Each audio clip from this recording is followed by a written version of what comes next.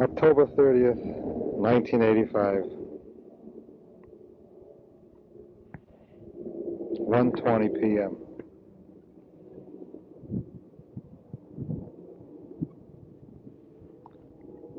Hi, Dad. Came to visit you today.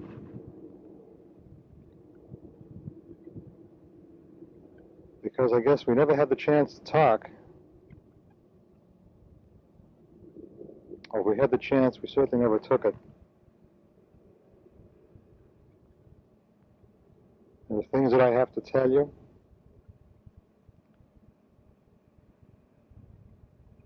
You can't answer me. You can't argue with me. You can't yell at me anymore.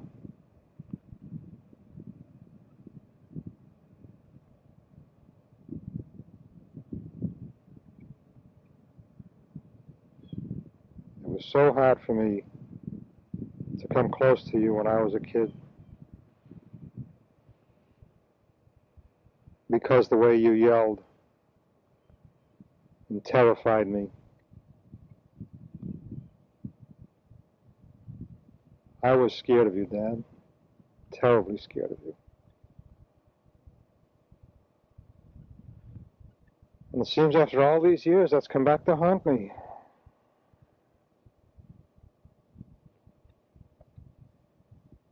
Before you died, I was able to tell you I loved you.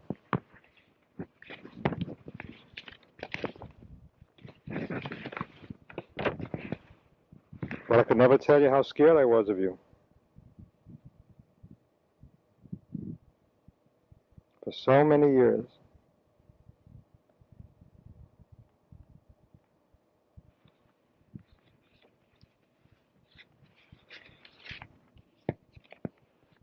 I hated when you yelled at me. I hated when you yelled at Ma. I hated when you yelled at a card game. Your temper was so vicious, so instant.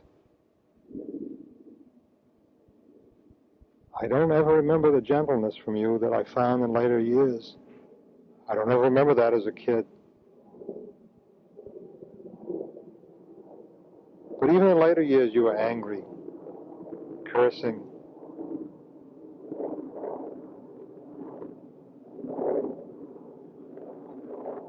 It's a tough way to live, Dad. Tough way. And I've tried so hard not to be like that. And I still find myself getting angry right away, putting other people down. Not the way to be.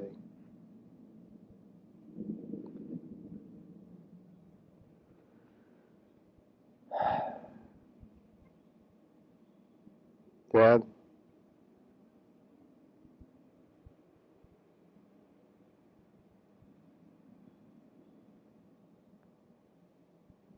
I don't know where to begin.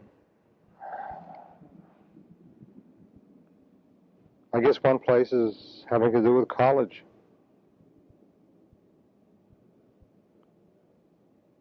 How you never thought it important enough to insist, to encourage, to push that I would go to college.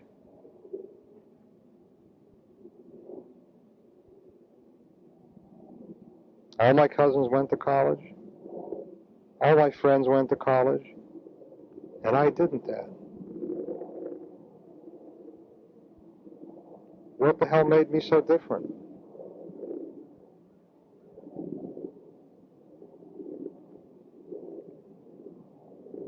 Why weren't you there for me?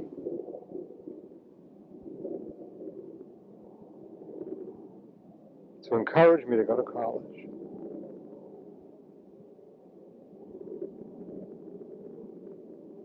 To try to show me the importance of getting a better education.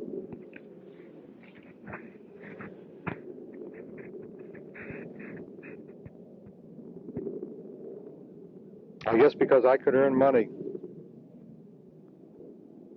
and could get myself a job, that was maybe a reason for you to not encourage me to go to college, but God, Dad, how I wish I'd gone to college. I feel it's a part of my life that I've missed out on.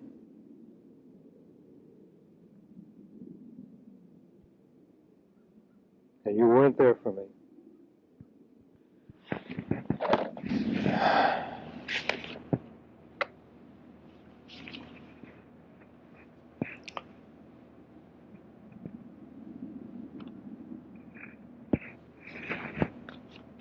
All you did was yell.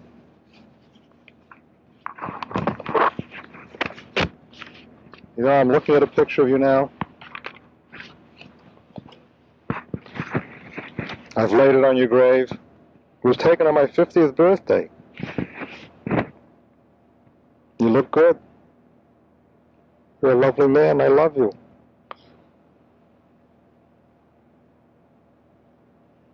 But you sure changed me somewhere, Dad. Sure changed me in a lot of places. You know, I can remember one of my birthdays that you didn't get me a present for my birthday. I think I must have been 8 or 9 years old.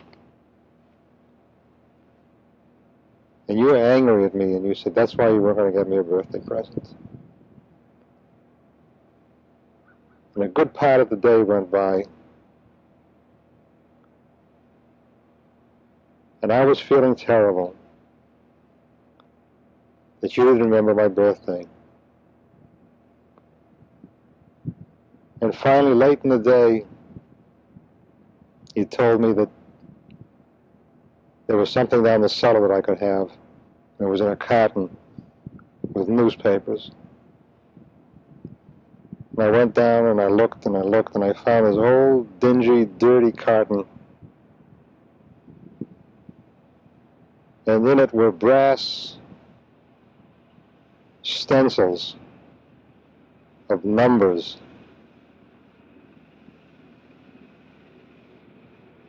I didn't know what the hell to do with them.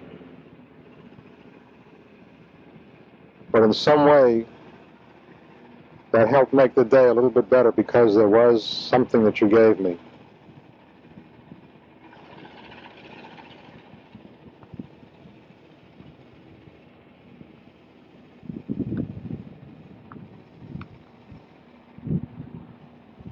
Oh, Dad. Remember when I had the accident on Intervale Street? I went to the hospital.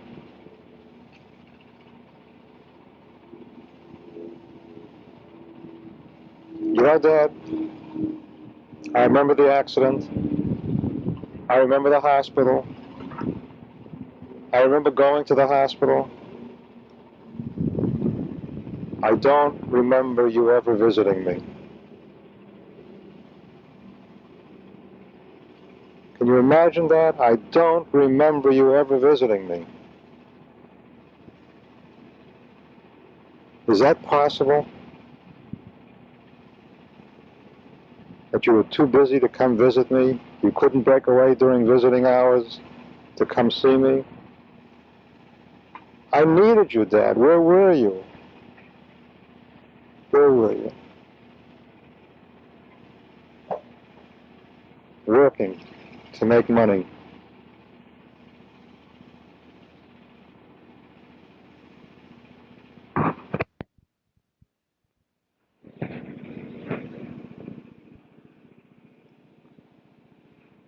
Dad, I needed you in that hospital to visit me.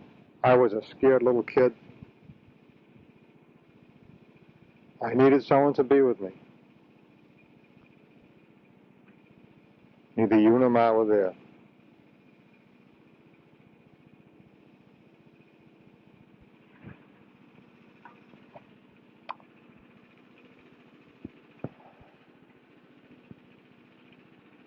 You know, the two feelings I feel the most are sadness and anger. I think I'm beginning to know why.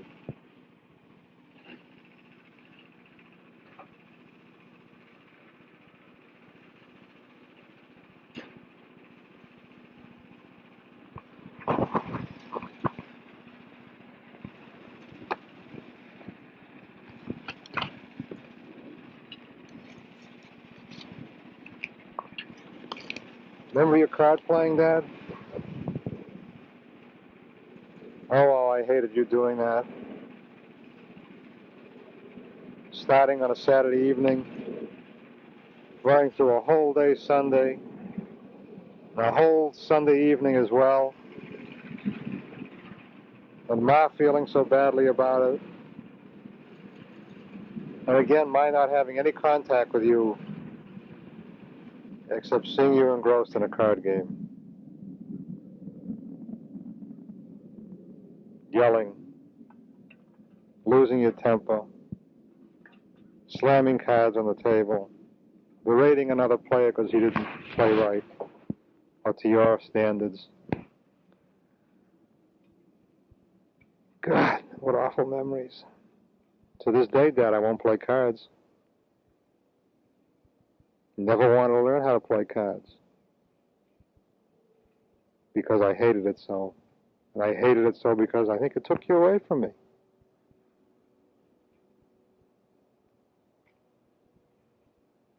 You know, there are a couple of things that I remember now. Only a couple. With some tenderness. One was going to the movies on a Sunday afternoon. I think it was, I'm pretty sure it was to the Strand Theater. And it was with you and Mom. And we saw the Ritz Brothers or the Marx Brothers. It was a hilariously funny movie. And we all enjoyed it. And it was a nice walk up Tupham's Corner and a nice walk back. And it was just a wonderful day. That day stands out in my life. Can you imagine going to a movie with you once stands out in my memory?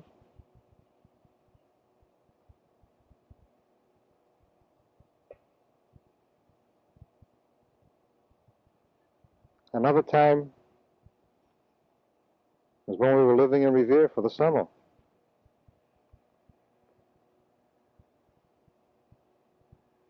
And you came home from work on a hot day, and you occasionally went across the street to the bar room for a cold beer.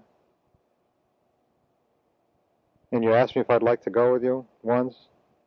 And I did. And it was an awful smelly place, the smoke and stink from beer. But I was next to you, and I felt so important going into that bar room with you. 2 times I can remember feeling close to you, Dad, when I was a kid. 2 times when you gave me some attention, other than yelling at me and scaring the hell out of me.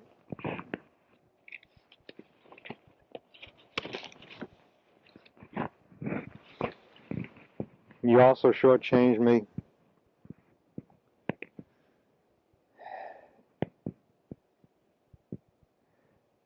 in not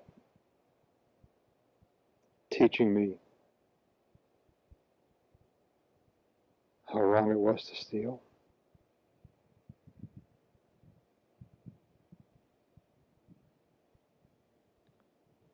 I stole money from you, Dad. I'm ashamed to admit it. I stole money from you. There was a bank you kept in a bottom drawer or under a bottom drawer that you used to put all your extra change into. And I used to take out 50 cents, 75 cents, $1, whatever I needed to buy some comic books. Because there was never any money for me to do that with.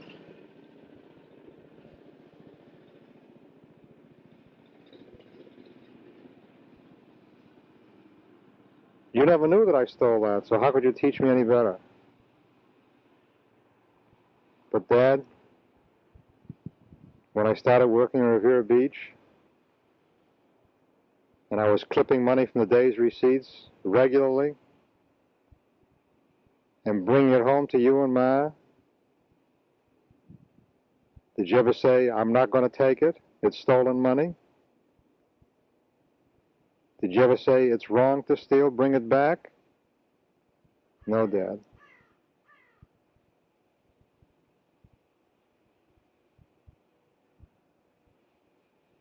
You accepted the money.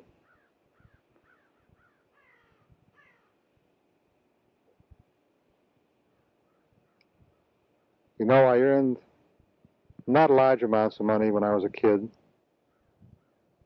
delivering newspapers, selling newspapers on a corner,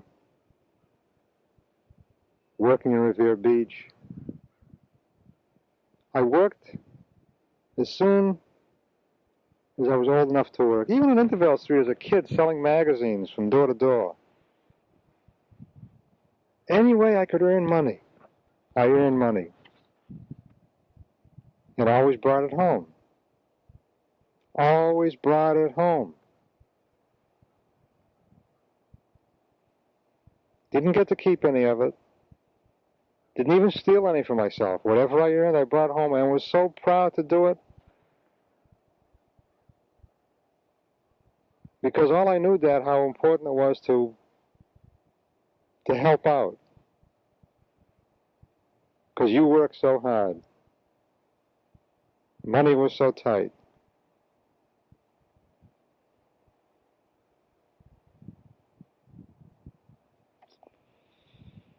Oh, Dad.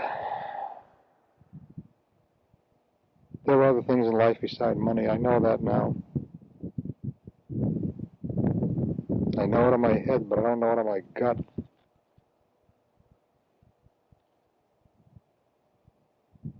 No matter how much I make, it never seems to be enough.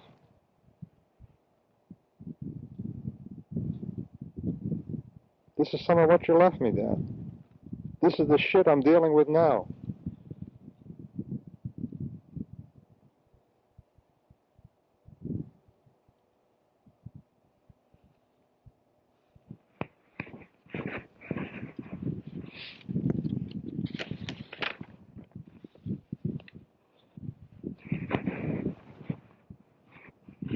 Why were you so angry?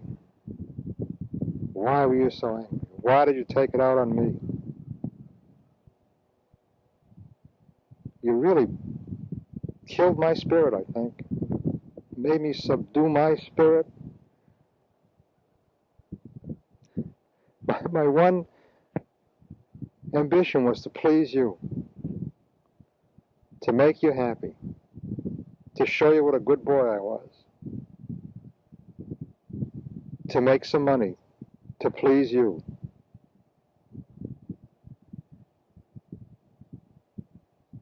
I think I destroyed part of myself inside so that I could please you, so that I could survive and please you.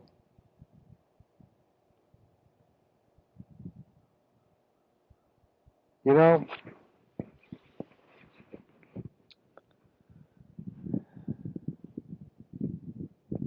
I got married when I was 20 years old, Dad. Do you remember that? You had to sign the papers for me. Did you ever stop and think why I was getting married so young? Why it was so important for me to leave home, to get away? I couldn't stay home anymore, Dad, and I didn't know that myself at the time. I just knew that I wanted out. I wasn't smart enough to recognize why, but I wanted to be away from you and Ma.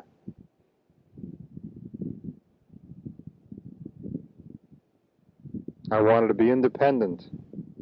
I wanted to be on my own. I didn't want to be yelled at anymore.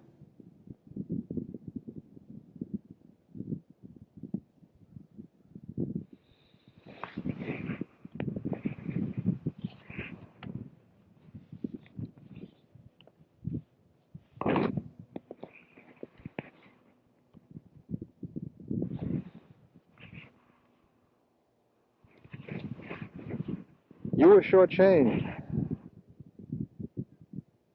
You didn't have the opportunity to get an education. You know, Dad, you shortchanged me. You shortchanged me. I wasn't an immigrant in this country. I was a second generation.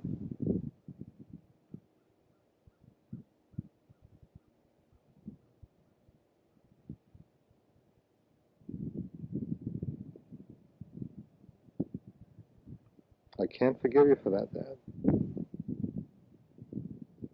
I can't forgive you for the fear you put into me.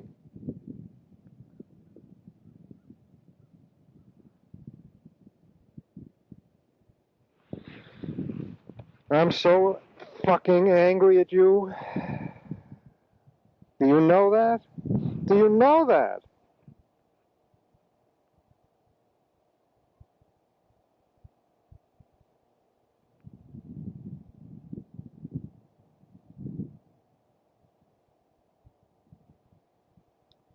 What a time to get angry.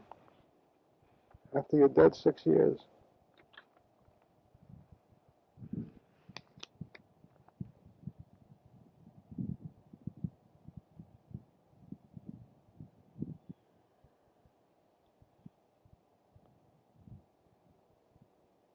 And I love you. And I miss you. And I wish you were here in person so I could tell you this. And maybe share some of this hurt. And maybe hurt you the way I'm hurting now. By telling you this to your face.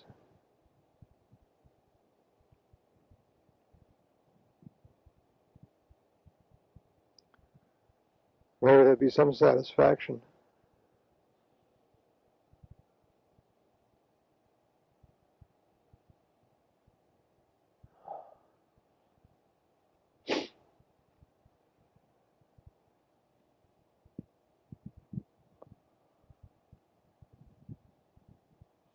Oh, Dad.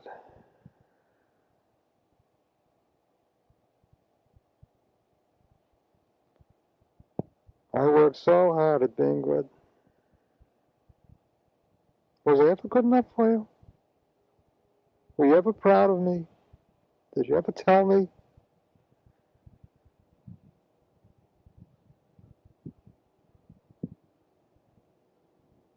Were you disappointed in me? Did you ever tell me? Did you ever tell me you loved me? No, Dad. The only time you said you loved me was when I told you, when you were dying, that I loved you. And you were able to say I loved you too.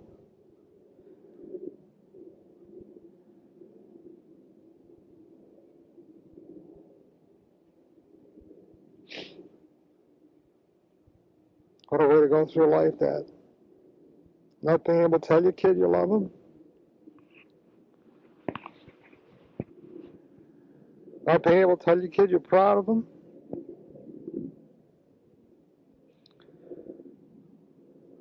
Not being able to support your kid in a moral way.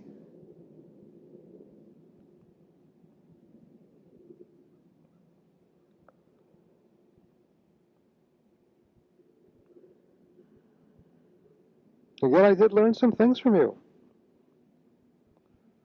I learned to be handy. I learned how to earn money.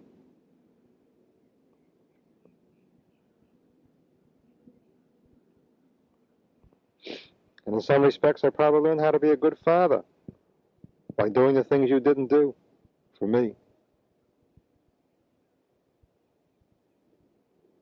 So I love my kids, and I can tell them I love them, and they love me, and they tell me they love me. On many occasions.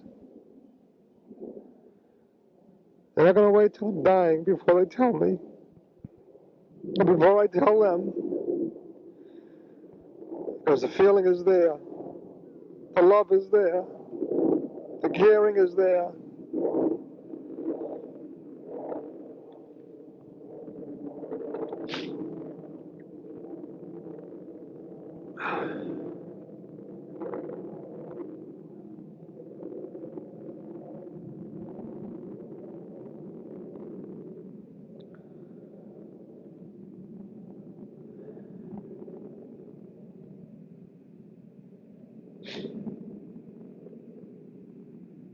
I'm having a big picture made of you, Dad. I'm going to talk to you some more.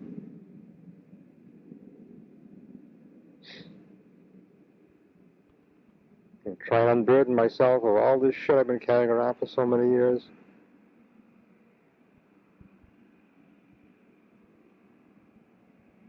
And how you were probably like your father was to you, was the way you were to me.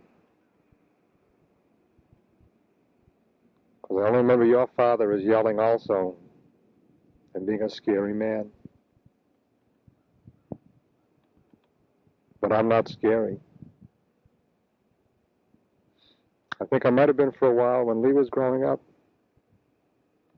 And maybe even while Brad was growing up too, but I worked hard to change that.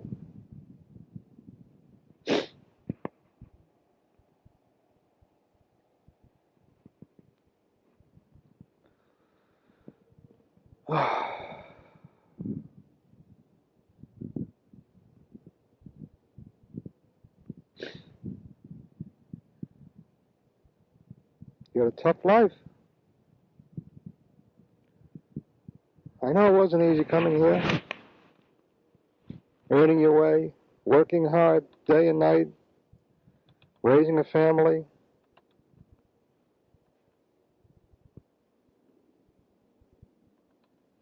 Being different. Yeah, you were different.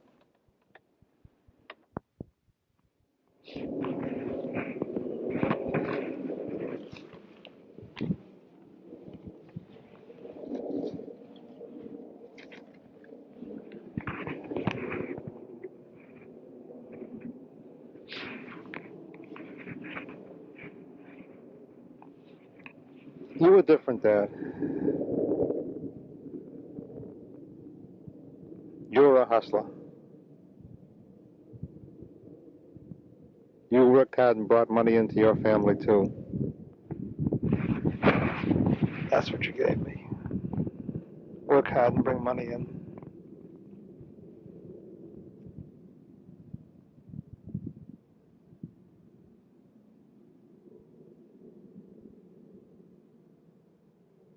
There's more to life than that, Dad. A lot more.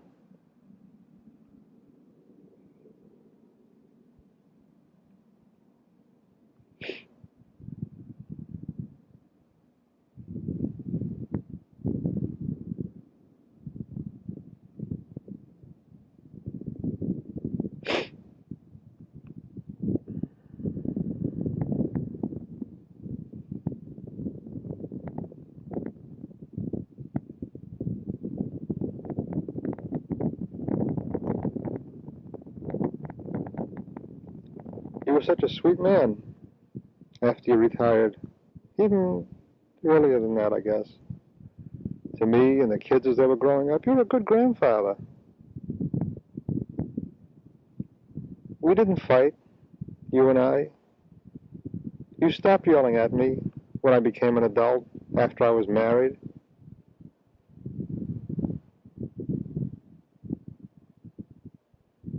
I guess you respected me.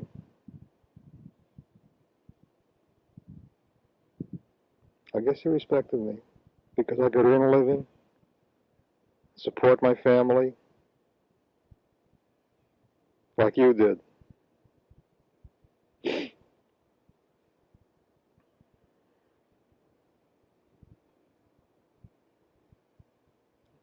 And maybe you were pleased at what I was doing. But you never told me.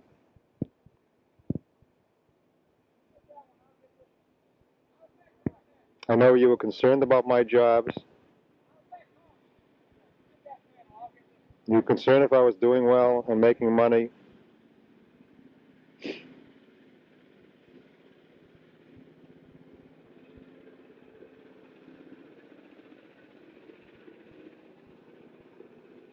But were you ever proud of me?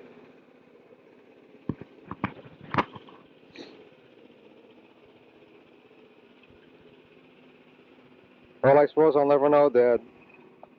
I suppose I'll never know.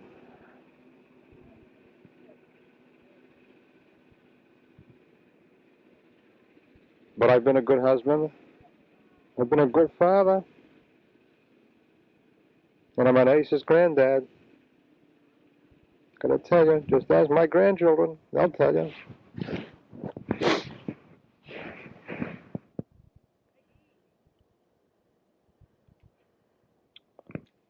All I gotta do is learn how to become an ace husband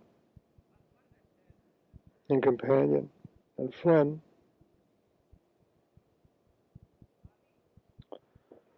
That's the tough part. Being a friend.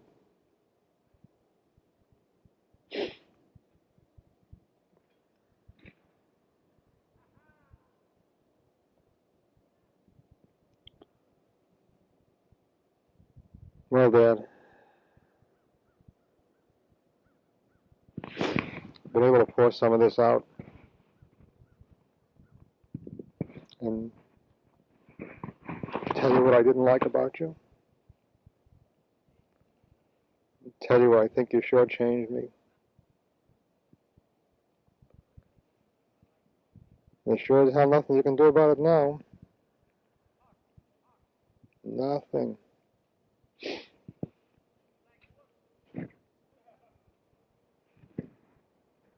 But you know what, Dad?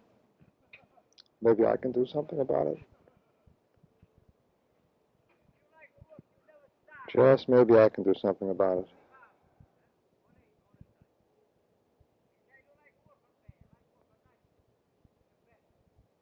Anyway,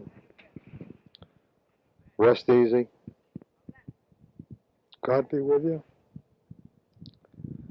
I love you. Loved you for a long time. I'll be here to see you again sometime.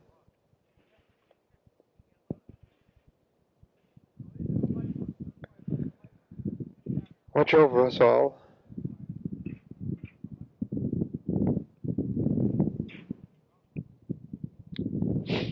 Between the card games. Bye.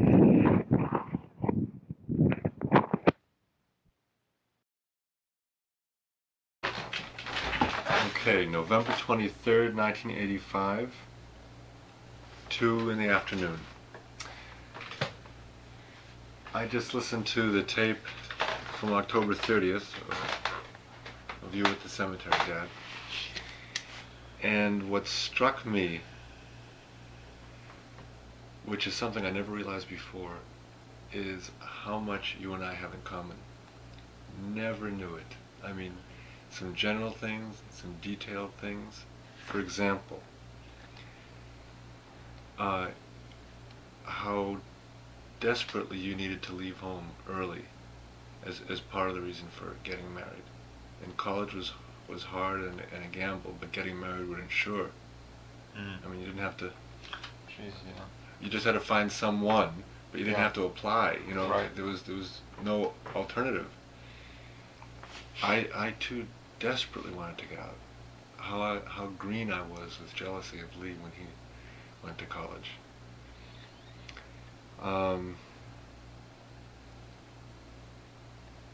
For similar reasons as you, but to get away from Mom, not from you. Although I never knew how important it was for you to bring in money. I never sensed it at home. It was never an issue.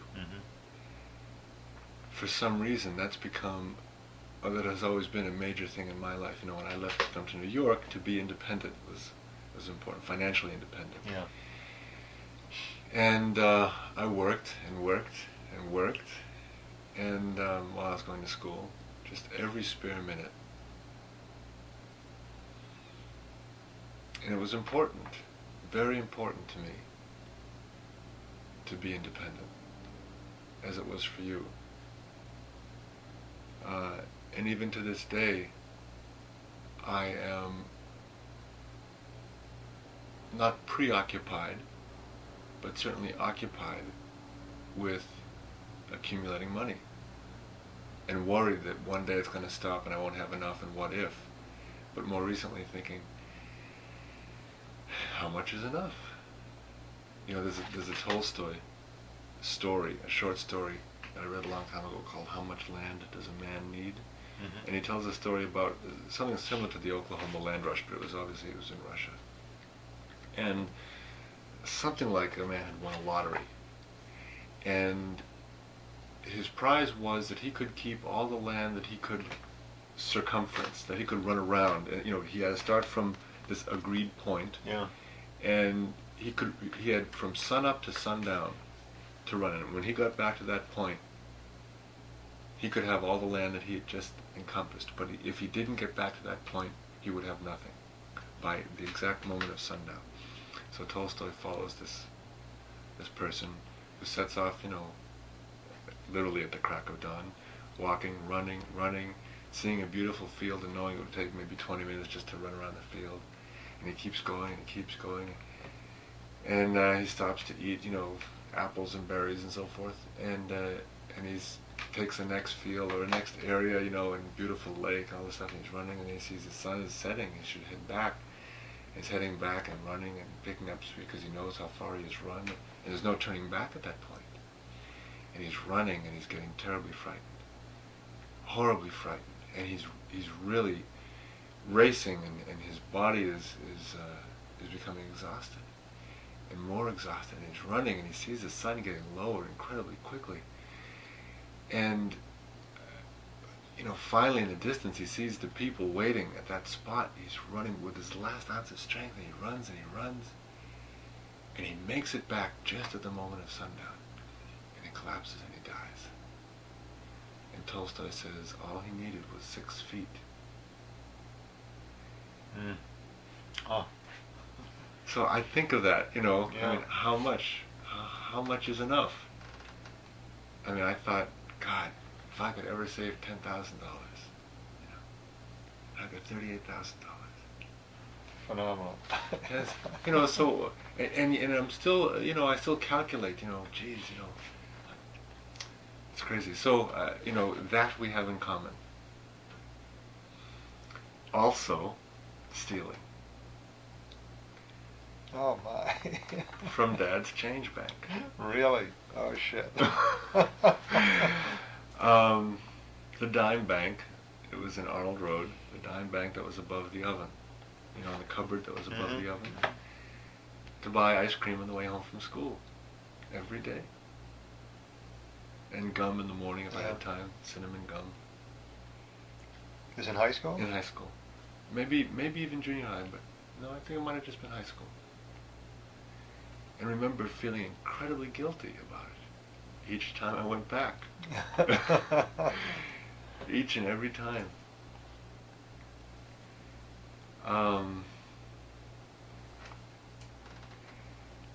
And I was, thinking about talking to you about this and thinking, well, I didn't steal from work, but then I thought about all the extra meals I had in the Juilliard cafeteria.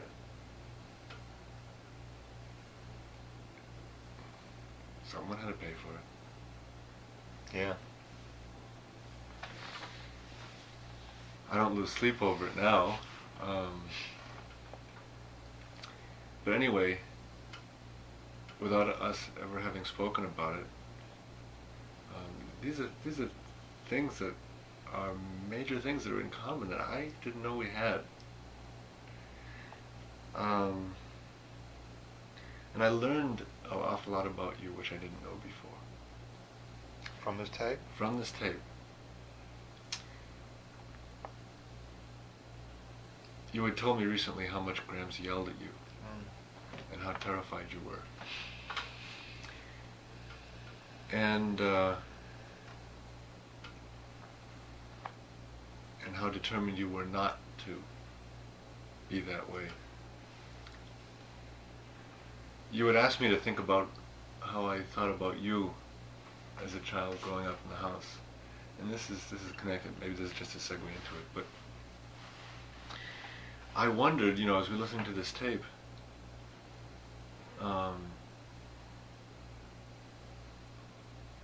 why it was you married Mom, because my main memory of Mom is yelling as a child.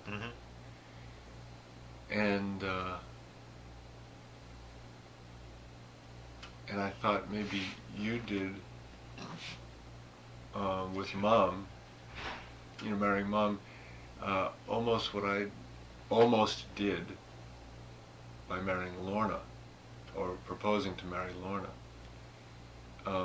Just somehow being attracted to that same thing, if for no other reason than it's comfortable. I don't know if your relationship with Mom was as stormy as the one between me and Mom, or No. the kids and Mom. No. There were times, but I guess everyone has times. Yeah.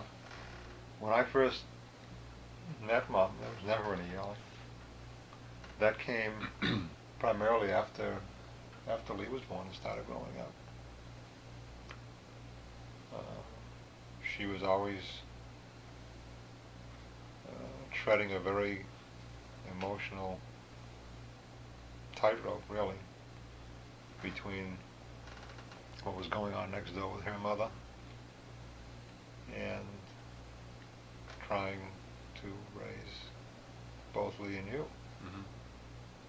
And I guess I think a lot of her emotions and anger came out of the kids because it couldn't come out next door. Hmm. Whatever, she was certainly on edge, and her outlet was yelling.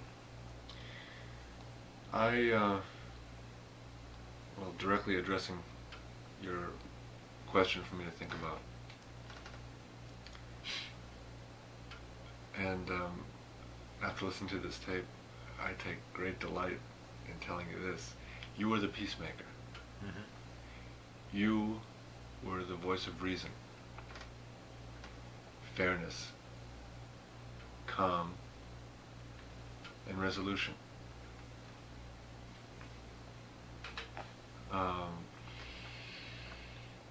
You also mentioned that perhaps you thought, having that second job, or it took you away from us, and maybe you thought that it was unfair. I never felt that. And the going away. Kids are so adaptable. Kids, yeah. Whatever their reality is, they accept it. They have nothing to compare it to. Look, you haven't compared yours to anyone else's till recently.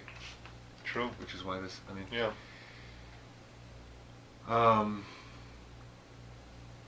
Things that I remember were that on the rare occasion that you had to spank us, it was, we sensed it was, you were doing it on command, that you had to, for peace between you, if we had committed a transgression, Lee or I or both of us, you had to spank us. And Lee being the wiser one, we both talked about this, when Mom spanked us, it was for real, and when you spanked us, we got the message, but there was no physical suffering involved. But as I recall, didn't I spank you when I got angry? I don't ever recall spanking you because you had transgressed during the day, because Mom took care of that, punishing you. Yeah, she would never say, wait till Dad gets home, or Right, anything like that. right. So it had to be something that I was angry about that I would spank you. It's true, but when you were home, Mom usually was too. Yeah. And so it could have been a toss-up. Oh, okay. So when it was you coming up the stairs, Lee, when we were going, we had talked about it, and Lee would say, make sure when Dad hits you, you wail. Did I use a strap? I don't know if you did.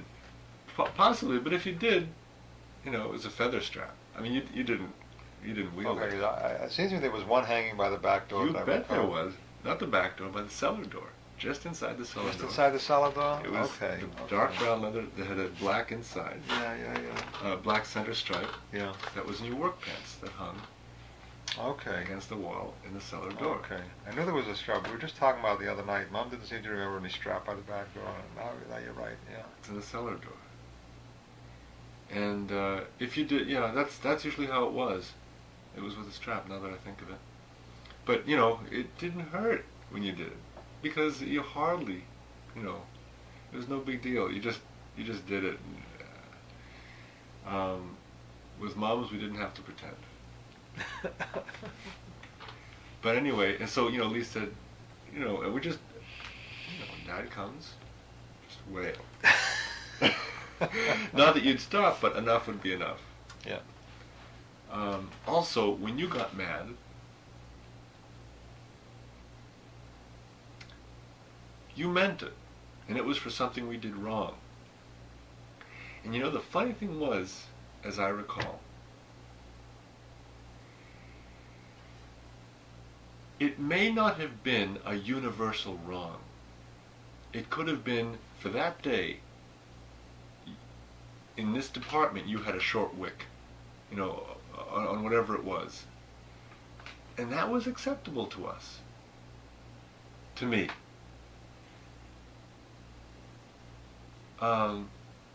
But even if you had you had a short temper that day and said we were going to get a spanking because of something we did or I did, then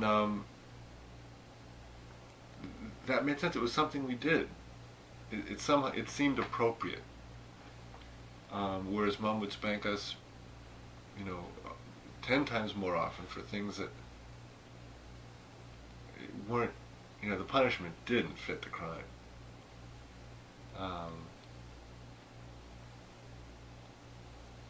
So we knew that we were wrong when you spanked us.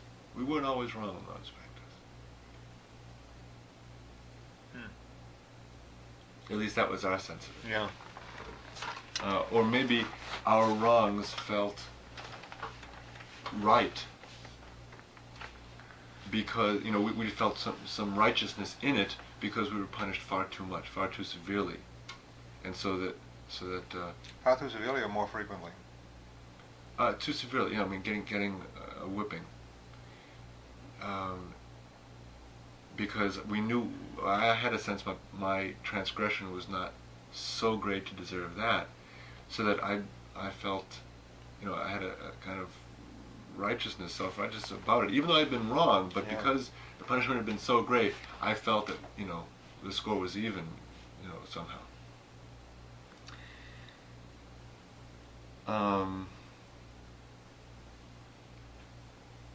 And when I was a little bit older, going through adolescence, I often thought, how could a nice guy like you get involved in a marriage like this?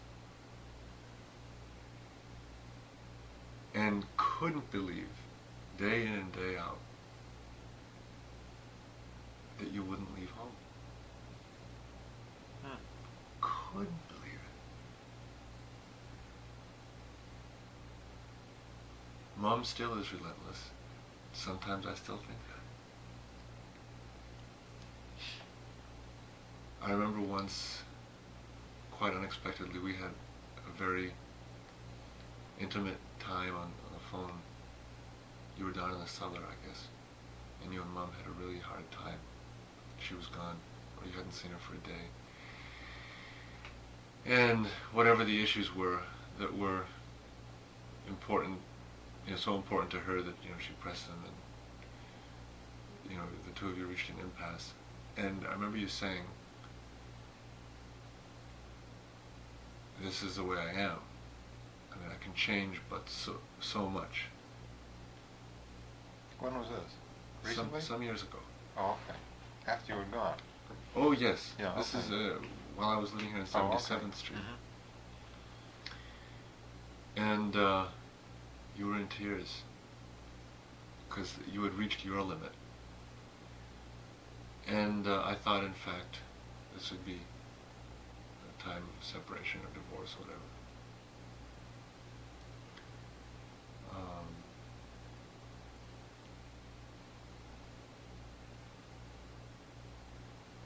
Sometimes, I don't know exactly the differences between you and Mom that so trouble her world.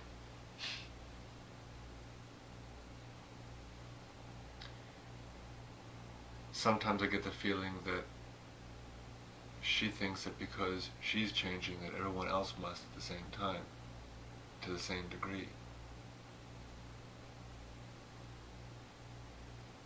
I don't know.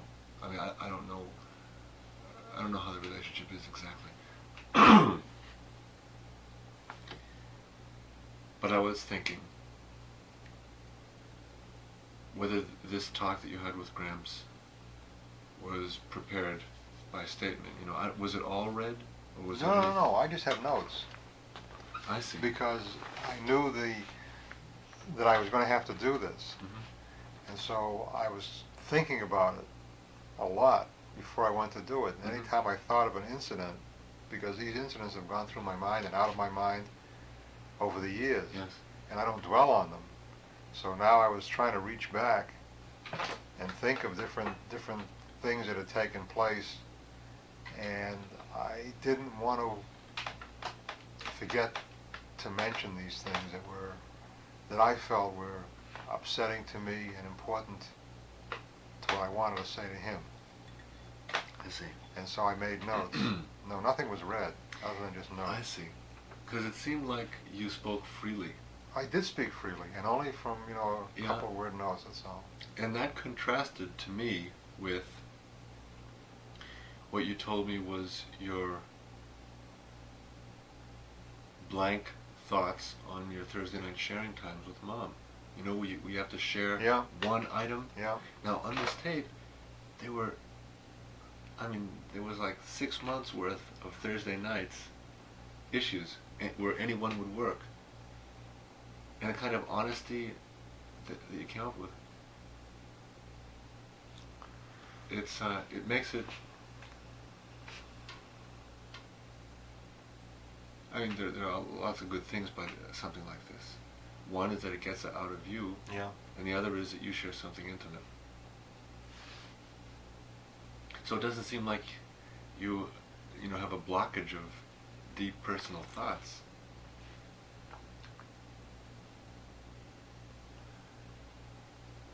I think there is some blockage, but I also think that when I do think things, they go through my head and then back down into me, and I don't express them. But you did. I did there. Yeah. But I was charged to do this. I was instructed to go do this. And I realized that the only way to make this all work was to get there and do it. How long did you prepare? Rough number of hours. Oh, no. Hours? Minutes. Minutes, and you came up with all this. What I'm saying is, for Thursday night kind of activities. Oh, for Thursday night kind of activities? Yeah, any one would do. Well, we listened to the tape. Yeah. And then talked about the tape in general. No, but I meant, for example, when you think about anything with Mom, it's things along those lines.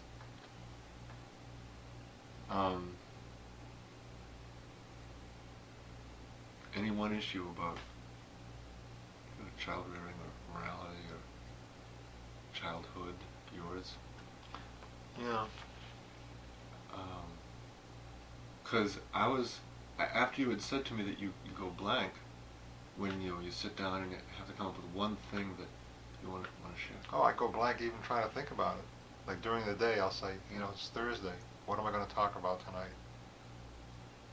But yet, so I was surprised how much came up. A lot came out. And as I had notes that I'd made over the period of maybe a couple of weeks of things that suddenly would come to mind because I would think about it. And then I'd make a note, I want to talk about my not going to college. And I thought about it and the anger that would build up because I didn't go to college. And yet I listened to this and all the same feelings come back and in some conversations I've had with Mom, I begin to wonder, is he really to blame, or am I just laying the blame on him? I don't know that yet. We were just talking yesterday, last night in the restaurant in Westfield, about my graduating high school and planning on going into service. Through the fickle finger of fate, it never happened. But I remember thinking about it, that I'll go in the service. When I get out of the service, then I'll go to college. I really didn't want to go to college. That's what I remember. But I also remember there was no encouragement to go, apply, do it, kind of thing from home. Mm-hmm. So these are decisions I seem to have made on my own, and they weren't disputed. My father tried to help me getting into the service as much as I could through some people that he knew when I was rejected. Flat feet? No, I was rejected because of the accident. I had a ruptured kidney. And he was working with someone who had served as an aide to the person who was then the commanding Recruitment officer? No, commanding surgeon at the Chelsea Naval Hospital, and got me an appointment with him. And I went up there with all my records and papers, and he told me that I'll probably live a very normal lifetime, but he couldn't and wouldn't go over the recruiting officer's head. And so that was the extent that Gramps helped me, but in just getting that, making that contact and having that contact make the appointment for me. But I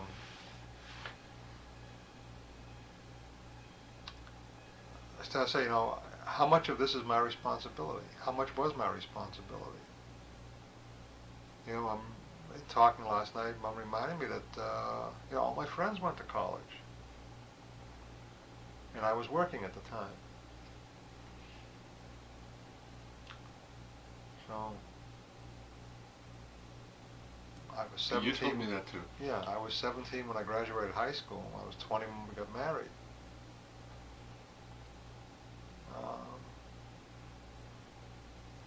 So it was really roughly about 2 years, 2.5 years. And in that time period I worked rather than go to school. But I often told myself that I wasn't a good student, and told Mom I wasn't a good student. Worked hard at getting whatever grades I got, and was basically a C student. And at least from my memory, I worked hard. Spent a lot of time on homework. Tried very hard in class. And I always felt that I was kind of lucky in getting the mark that I did rather than knowing the subject matter. Lucky I didn't fail, that kind of thing. And I don't know where that comes from. I know in the next tape we're going to hear, and if it isn't on the tape, Dr. Paul told me that I was a terrific con artist. To me, I was an expert at conning myself. Who isn't? I don't know who isn't, but I'm not worried about who isn't. Yes, you are. Because you, on the tape, you said, why was I different from everybody else? Yeah. So you are. Don't forget that. Yeah. I also think it's fine to expect yourself to be not a con artist and a perfect person, and it's great to aspire to it, as it is to hope that your father, that everyone hopes that their father is a perfect father and their mother's a perfect mother and does everything right. It doesn't happen. But then what do you do with it? Well, and then what would have happened if, I'm playing devil's advocate here. You were angry at Dad, at your father, for not for giving you a bad deal, bum rap, whatever.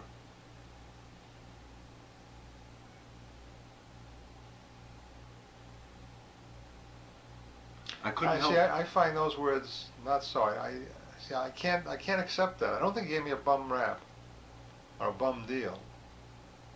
I think he shortchanged me. That's the word you used. He shortchanged. Shortchanged me. He didn't give me the guidance that I would have expected from a father, or that I, looking back now, would have expected from a father. It was the kind of thing. Well, you do what you want to do, as long as you can have the ability to earn some money. But you didn't become a thief. I'm talking. No. Why? Didn't get caught. You didn't try. I mean, I'm talking about major. No. Major crime. No, major crime was not in my bag. But why? Petty theft was my Yeah, bag. well, that's fine. But why not major crime? I knew that was wrong. From who?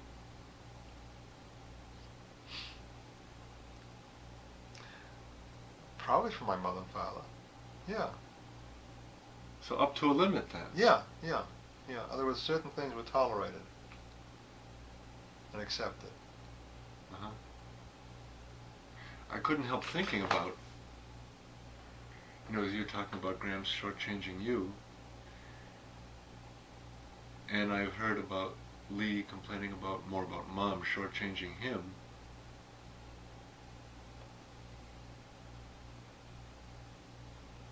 And I think that, I suppose it's easy for me to think that because I don't feel I'm sitting here feeling not having been shortchanged. But after the time you're 18, you leave home. Shortchange isn't so much the issue. I mean, neither you nor Lee, for example, had polio and became paralyzed. This could be shortchange. Oh yeah, but that's again carrying it to an extreme. When I say shortchanged, I'm thinking of being shortchanged in what my life might have been. At what point do you take responsibility? What year? Good question, Brad. Good question, Brad. I was about 18, then. Yeah. See, that's where I have to work out, I guess, some of that responsibility conflict within myself and guilt.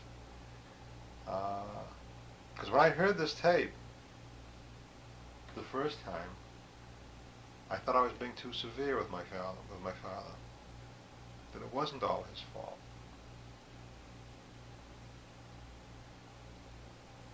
And then,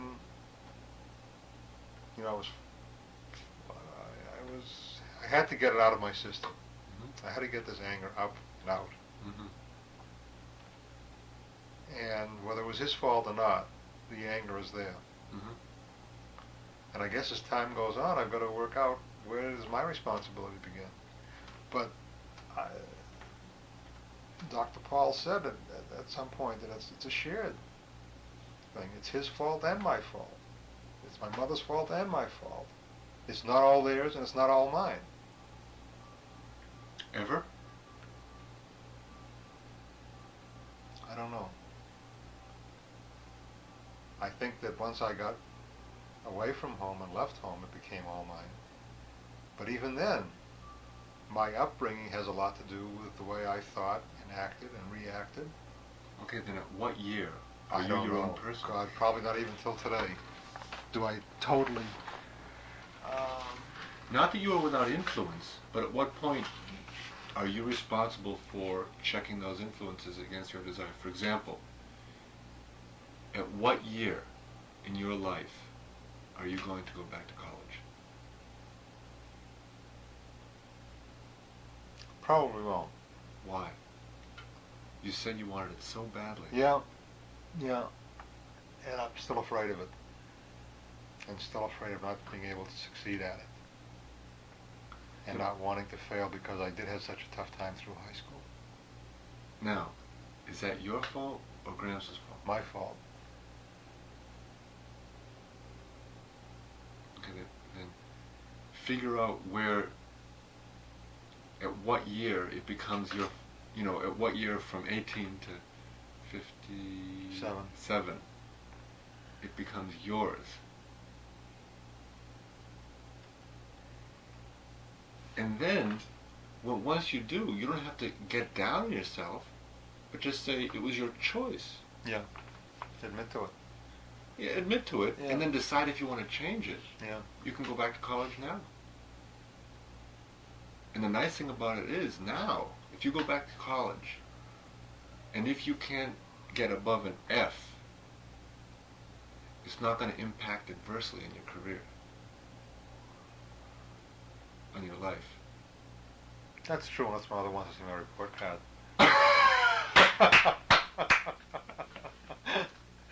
Oh, my wife wants to see my report card. But you know, it's no one's business. Yeah. It could be just yours. And, you know, you're 57 now. Suppose going one night a week, it takes you 15 years to get a degree. So when you're 72, you will have a degree that's going to end up feeling a heck of a lot better than it would have at 21. If you wanted it. If that was something that you Yeah. wanted to do. Look, you know, I mean, so it's an option. Yeah. And could I say something else about something you said at the cemetery, which was, you said that Gramps couldn't do anything about your anger now. And you said that maybe I can do something about it.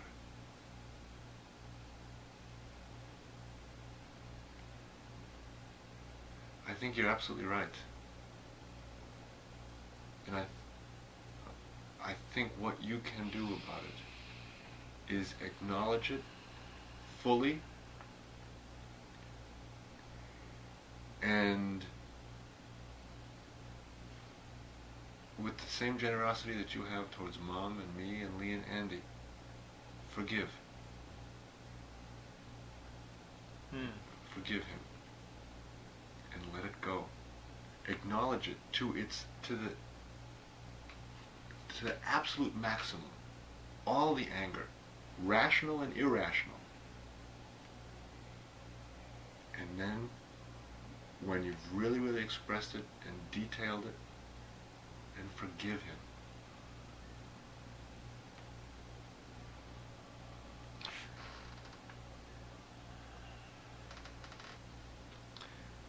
Yeah,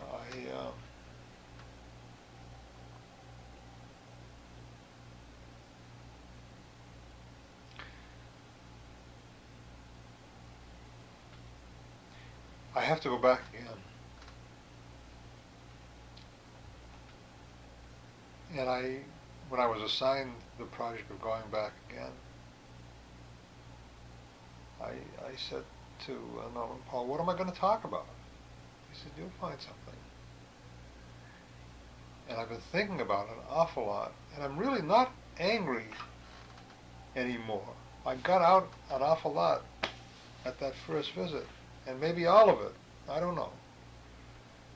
I've been trying to bring up what else can I let him know that I'm angry at. And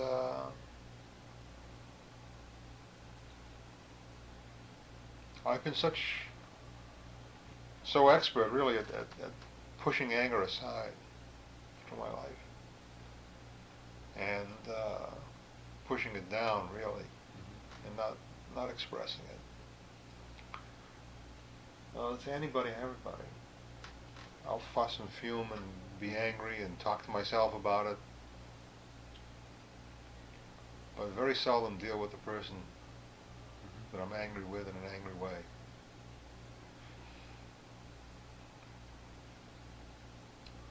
And I know that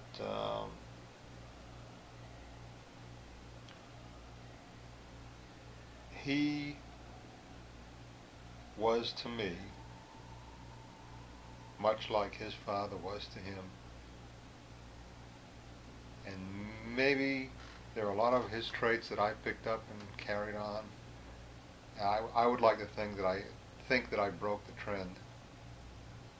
I think you did, in a major way. And didn't behave in a way like he was to me. in my youth, because you see, I remember him as a very, albeit angry man, forever, up until the last month or so before he died, and even then, I think.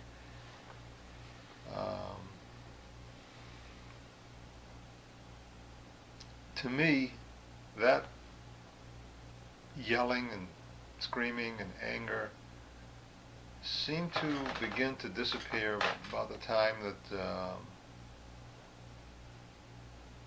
I would guess about the time I was injured and thereafter, bar mitzvah time. I don't ever remember being a tough adolescent. I remember losing my temper sometimes at home. What did that consist of when you lost your temper? Probably not eating. That was one way I could strike back, by not eating. Going to my room voluntarily and just isolating myself because I was angry.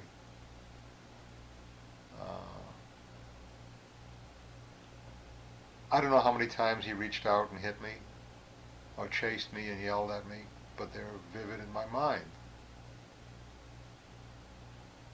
And if those are things that I can remember vividly, it must have, maybe it happened once, and maybe it happened more than once, but they're there. They're just times that I've never forgotten.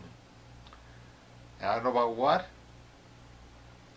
Don't know, any of the details, except that it happened. It's there in the back of my head somewhere.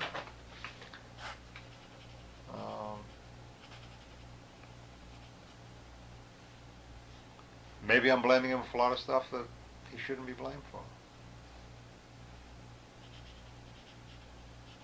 And I don't know. I asked my mother if he ever came to visit me in the hospital. If she ever came to, oh, sure. Why don't I remember a visit from my parents in the hospital? Bobby also said she never smoked a cigarette in her life. Yeah.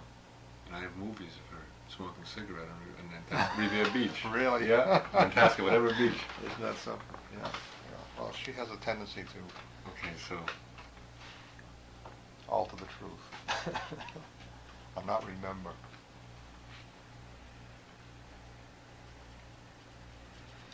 I find it interesting that when I asked you how did you show your anger when you had lost your temper, and the two ways that you enumerated were turning it into yourself, against yourself. Yeah. I suppose that was in reaction, again because you didn't want to be like your father. Yeah, I can get it out. vaguely remember an outburst on occasion, yelling, and then storming out of the room, and that's it. I'm not going to have dinner. I'm not going to eat. Leave me alone. That kind of behavior. And I remember my Auntie Sarah from Worcester was there one Sunday when this happened. And she came after me to my room at one point and said, you can be angry. I can understand that, but why get angry at food? And I don't know whether I came out made after that or not. I don't know. That's interesting. But I remember that, don't get angry at food. As if it's going to hurt you. You're going to hurt yourself if you don't eat. Eating is important. Be angry at anything around you, but don't get angry and not eat. So it's little isolated things that... Maybe the next time you go to the cemetery, just do anecdotes. Just instances you remember as opposed to issues. You gave a few at this first visit. But maybe whatever incomplete or complete specific situations. I've been trying to think of things, and interestingly enough, I think of good things. But you just thought of something bad, Yeah. just this thing right now, and maybe tell him. Anger, how I dealt with it. Yeah. Yeah. Or and how you reacted, or what his transgressions were against you. They don't have to be complete to be spoken. But,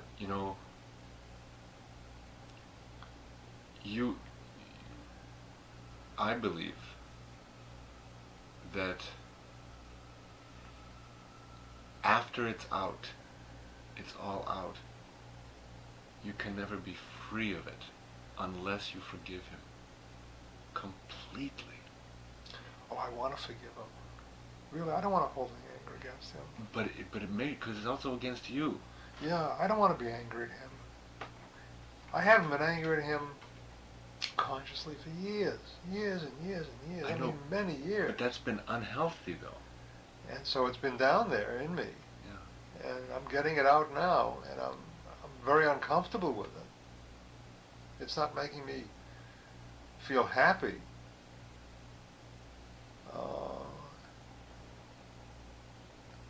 But I'm glad that I'm able to talk about it to you, to Mom, to Dr. Paul, to him.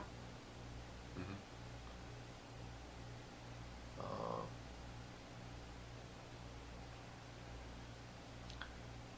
And I also get very concerned about the accuracy of it all, because my memory is, I've blocked out so much of it. It's not so important, I don't think. I think it can be rational or irrational. Yeah, I suppose. I think, for sure. Because whether it's rational or irrational, first of all, no one's going to refute you in the cemetery. That's for sure. And secondly, if it's irrational and it's there, that has to come out too.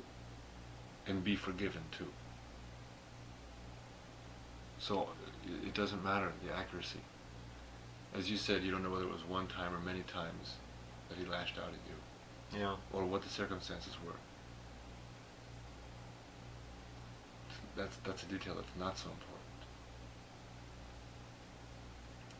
But I was also thinking of when you were talking about, we were talking about how long till you become fully responsible. I think once, maybe it was with Mom, but we were talking about Lee and how he was blaming or angry at you and Mom, whether, it started off with not paying his college education, or, and how many things he was going to be angry at. And I guess he and Mom would get together for some times of letting it all out. Mm-hmm. And I felt like saying, that's fine up till the age of 18. But after that,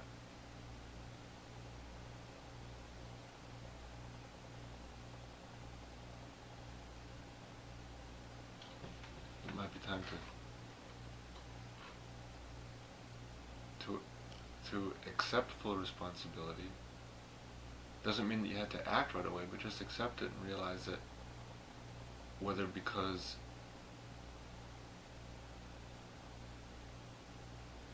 you or Lee or anyone was emotionally injured before, that once they're free, they're free. Maybe Gramps was trying to set you free by getting you married.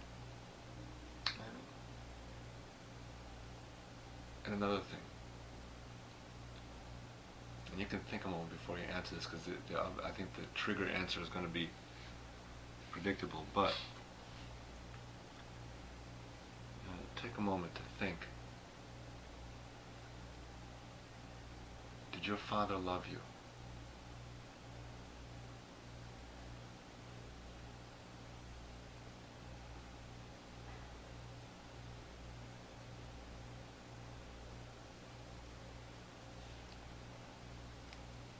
Yeah, I think he did. I think he did. You sure?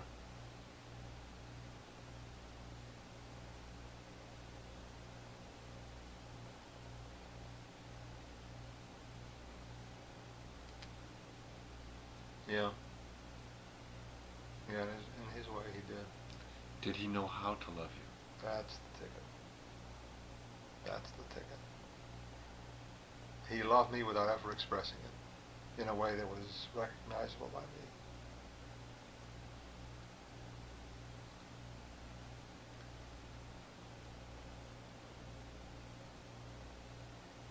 Yeah.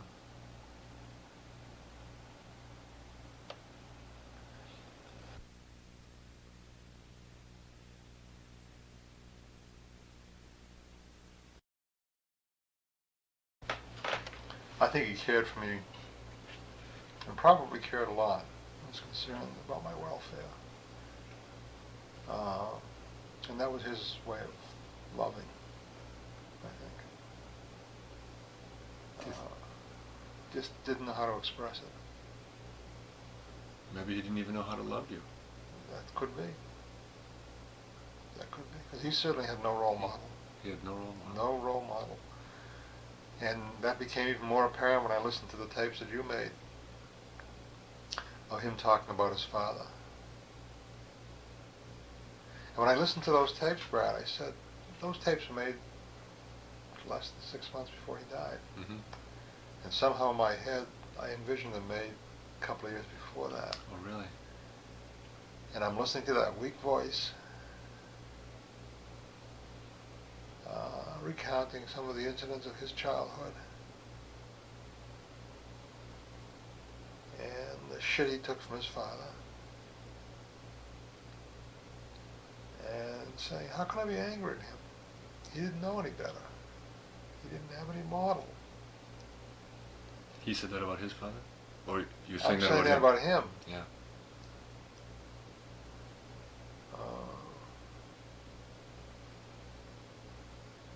That was a tough way to be brought up. But wait, you said, how can you be angry at him? He didn't have a role model. You can be plenty angry with him. Again, how can you not forgive him after you're angry? Yeah. Okay? Yes, you can be angry. There's plenty to be angry about. Yeah, because I was able to do it. To make that change. You to made a make that major, break. yeah.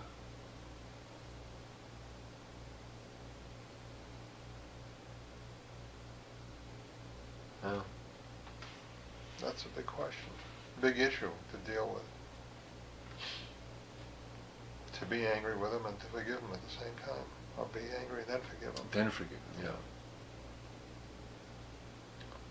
Yeah, because I feel I'm caught in that tug right now after this last visit to the cemetery.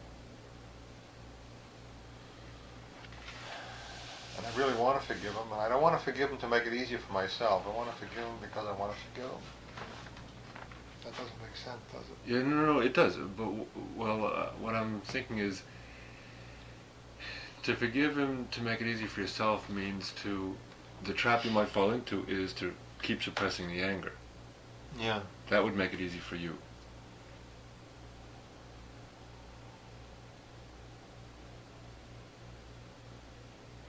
It would be forgiving him to let go of the anger. Not ever to forget.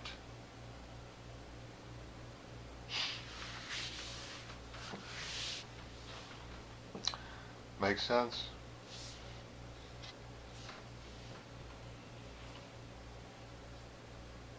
Makes sense.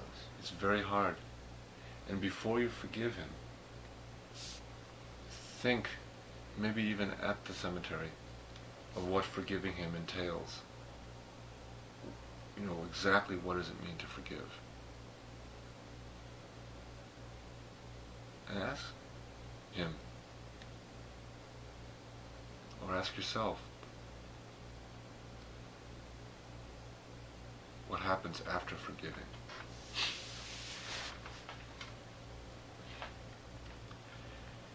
One thing that he couldn't do was forgive himself, his father, or you.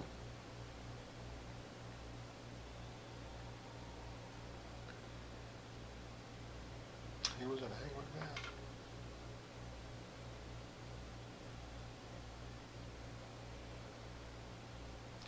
And maybe that was because he couldn't forgive. And he couldn't love. Yeah. Yeah. I remember once asking you about Gramps. Once on William Street, he and Bobby came to, you and Mom went away. I don't know whether it was a New York trip or some trip. You and Mom went away, and Bobby and Gramps stayed there to babysit us. And when he came back, I remember asking you, or mentioning to you, boy, it's Gramps. he's got a temper. Because to me, it was the male figure who was the peaceful one, and the female figure who was the aggressive one. Yeah. And I remember one time I put my feet up on the sofa, and he almost went through the roof. Of course, I put my feet right down, scared to death. And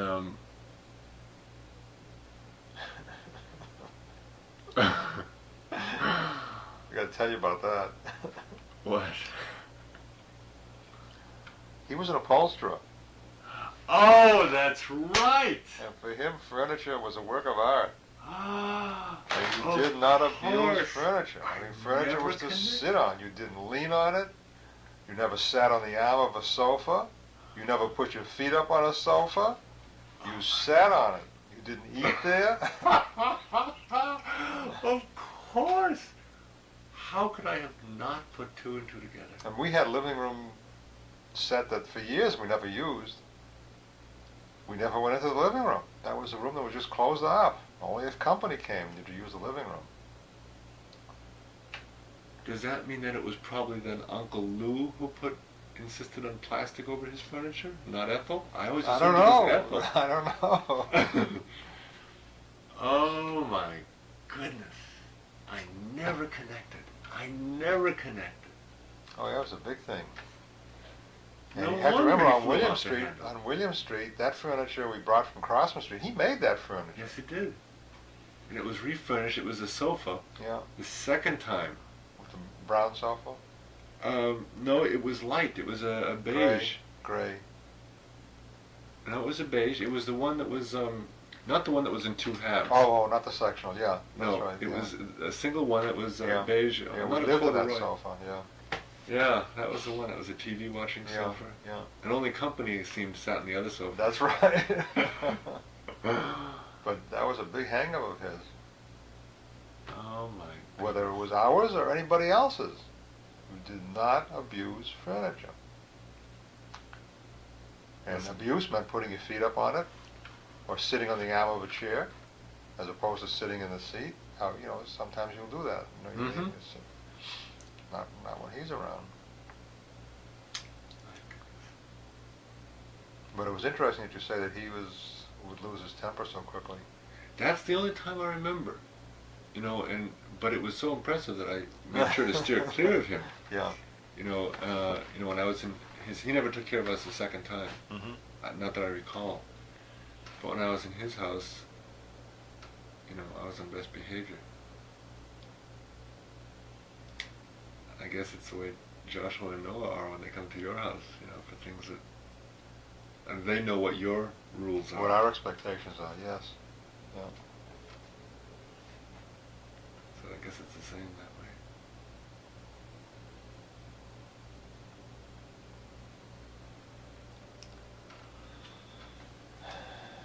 Yeah, I do have to forgive him, though. I want to forgive him. I really do. Because there was, I guess, the greater part of my life with him, my memories of him,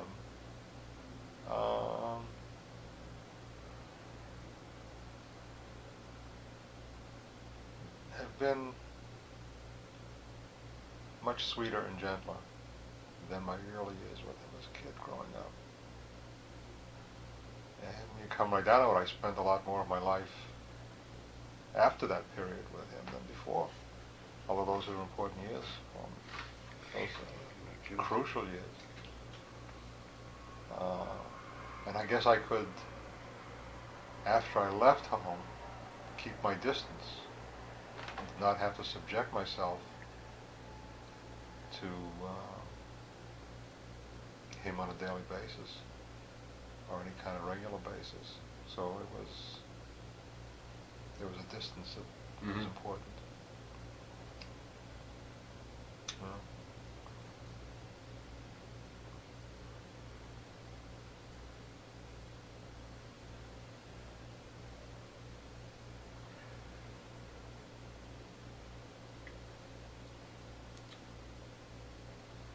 And I can't stand it today when I see Bubby do the same things that he used to do. Because they both did it. I don't know who got it from who, or they fed off each other on it. Like what? Well, the downgrading of people. Being so quick to condemn people.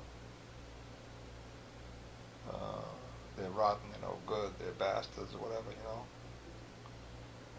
They're fakers, they're liars, I do that. And it bothers me when I hear it from her. And I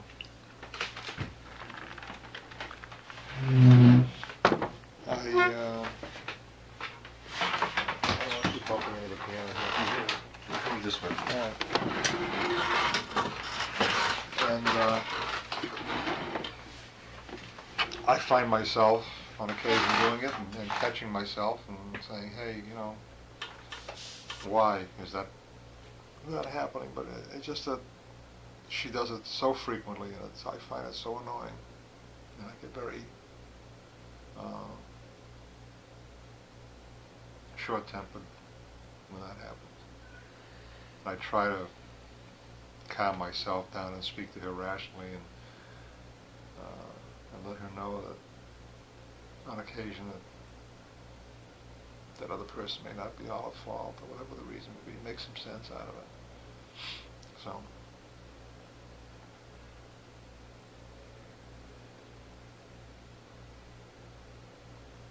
Yeah, but now that you mention it, you have a tendency to do that a lot. I sure do. Put people in slots immediately and make judgments. And you may be right a lot of the time. But you have to allow for the time you're not. I know. Oh, it's like the death penalty, you know. You may be right a lot of times, but the ones when you're not, That's right. It's not good. Yeah. It's a hard thing to do. I think a lot of people generally try to peg people quickly.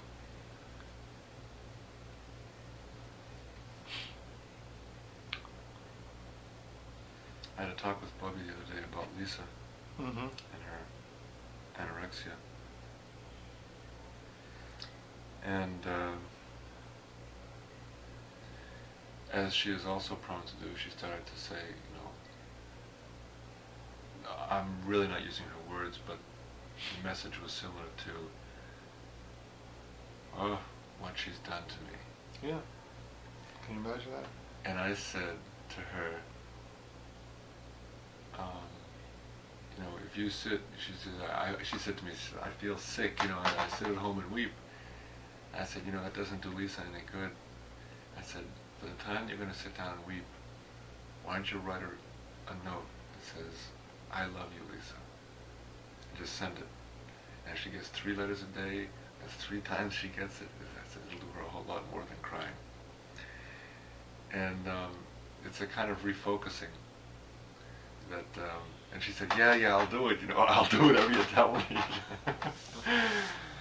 And then she made me promise her that I would write to Lisa, and I did. Mm. Did you hear about it? Yeah, Lou mentioned me that Lisa said she had a very nice letter from you. Because Bobby asked me to, and yeah, I don't know Lisa, really. I wrote to her. Yeah, you only know Lisa from Saders. Yeah.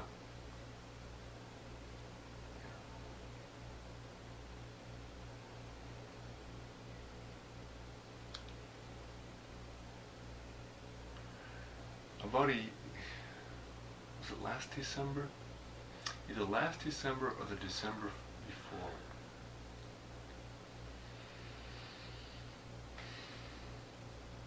I started to become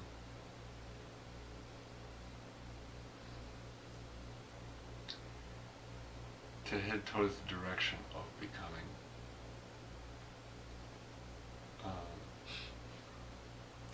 quite the love child, you know, just that sense of looking at things through love.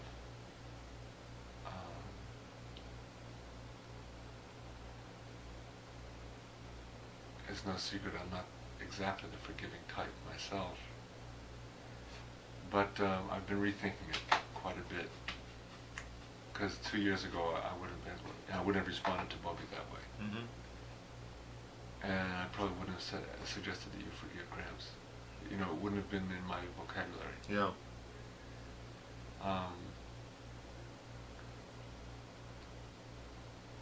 But I guess that's what getting old is all about.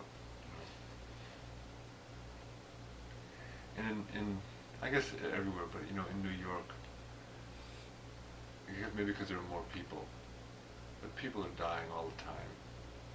Just dying all the time. And it makes you think. Yeah. About priorities.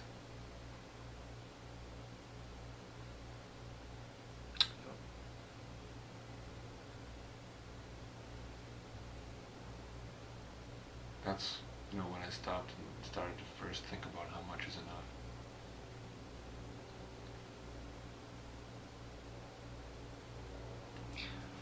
Yeah, what I've been trying to do is really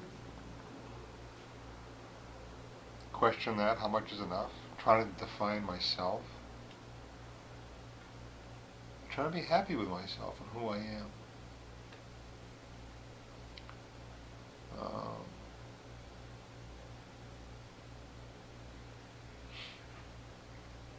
And just finding a comfortable place for me.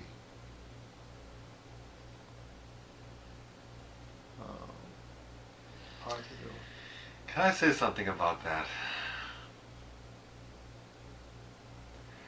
You just, to my way of thinking, you just spoke an enormous contradiction in terms. There is no comfortable place. Those two words cannot go together. It's contemporary jargon, you know, psychological or sociological or emotional jargon. There's no place. That means stop. Dead. Stop, that's it. Yeah. A place isn't the way where a person lives emotionally. And you know, since these days language is so important to us, I think this might be reconsidered. I know Mom uses it a lot. I know a lot of folks use it a lot. And I think it gives a false sense of what you're looking for, a false goal, because you'll never find a place. It is a grave. That's a comfortable place. Mm-hmm. But there's a time for that. You know, it's not now. It's not while you're alive. Yeah. Well, anyway. Well, when I say comfortable place, I guess a place where I'm at ease with myself and feel good about myself. But it's not a place. Well, what is it? It is A state of mind? neither a state. That's just another word for place.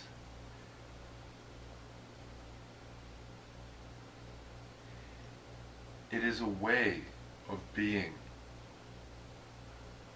Okay. It's a way of thinking.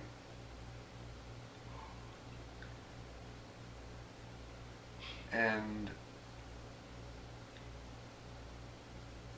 I even think comfortable isn't such a great goal unless you live on the West Coast.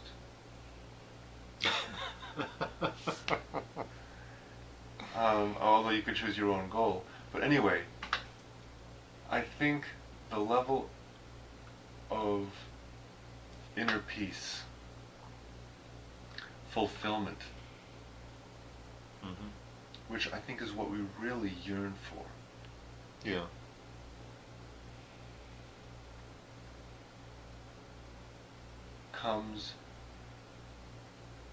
can only come from giving.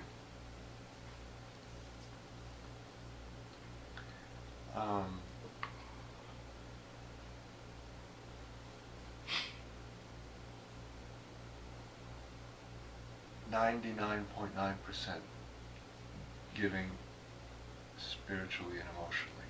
I'm not talking about, you know, giving gifts and Yeah. sharing yourself. But I mean, it may take that form, you know. But just, you know, when you go around, it's hard not to feel great if you go around doing nice things for people. Not putting yourself, making oneself a doormat, but thinking, I mean, if here's a standard example. I don't even know what your workplace is like or who you deal with a lot there. But if, you know, for no reason,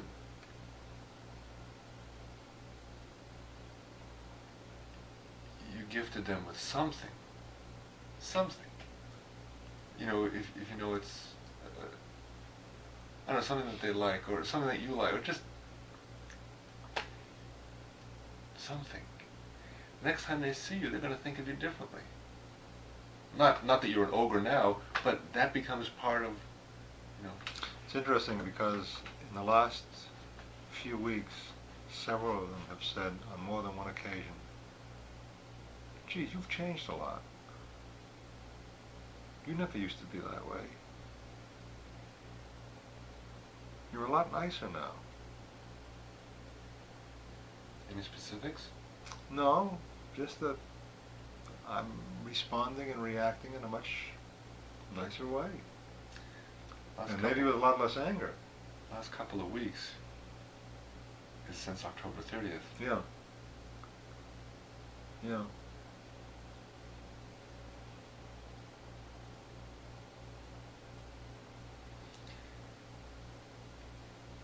There will be your most comfortable place, though, I think,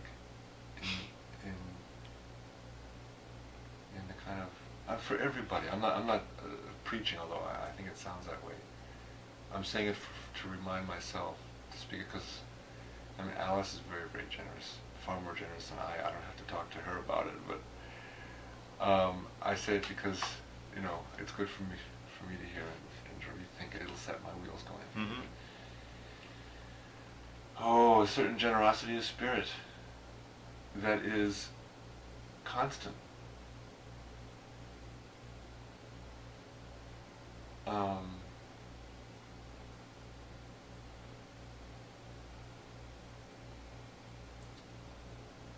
I mean, something that seems so little, but it made me feel good, was that kid who stopped smoking. Hey, I was so impressed with that yesterday. That pair of kids, Yeah. and then the young the woman and her mother that were there. Yeah. And I watched that scene. And I said, "Boy, isn't that terrific? That you can relate to them, they can relate to you, and both feel good about each other and what's been happening." And that's just marvelous, Brad. That pleases me no end to see that. Well, you know, it pleases me too. I gotta tell you. Why not? And it didn't cost. But I obviously interfered in their lives and, you know, didn't care for a return. And there are advantages to being vulnerable. Yeah.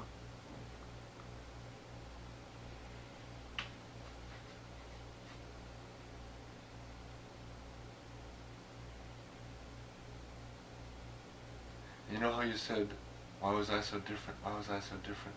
You said that many times in the tape.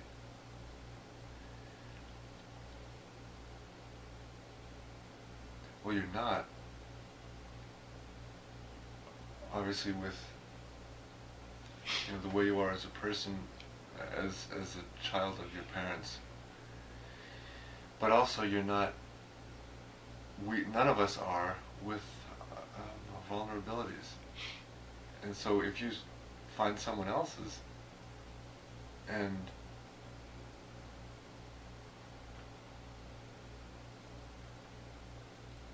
share it with a word or a sentence or a gesture or a touch, Yeah. then they see that they're not so different either. You know.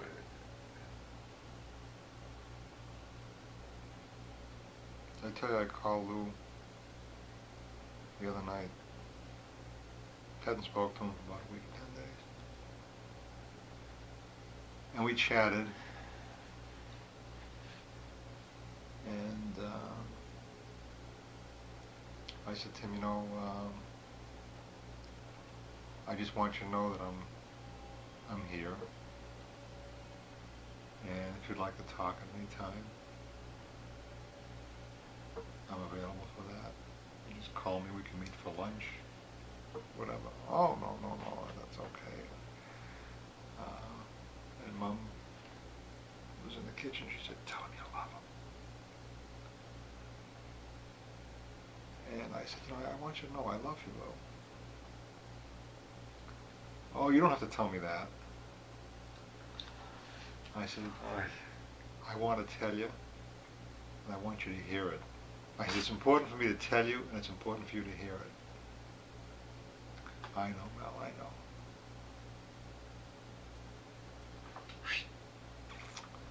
And his attitude is that he can handle all of this because he's very confident it's all going to turn out okay. And that's how he handles it, with confidence, that it's going to work out okay. And I felt very good that I was able to tell him that I never said, Lou, I love you. Goodness. And then to follow it up with that it was important for me to say, and it's important for you to hear. And I hope he thinks about that and remembers it.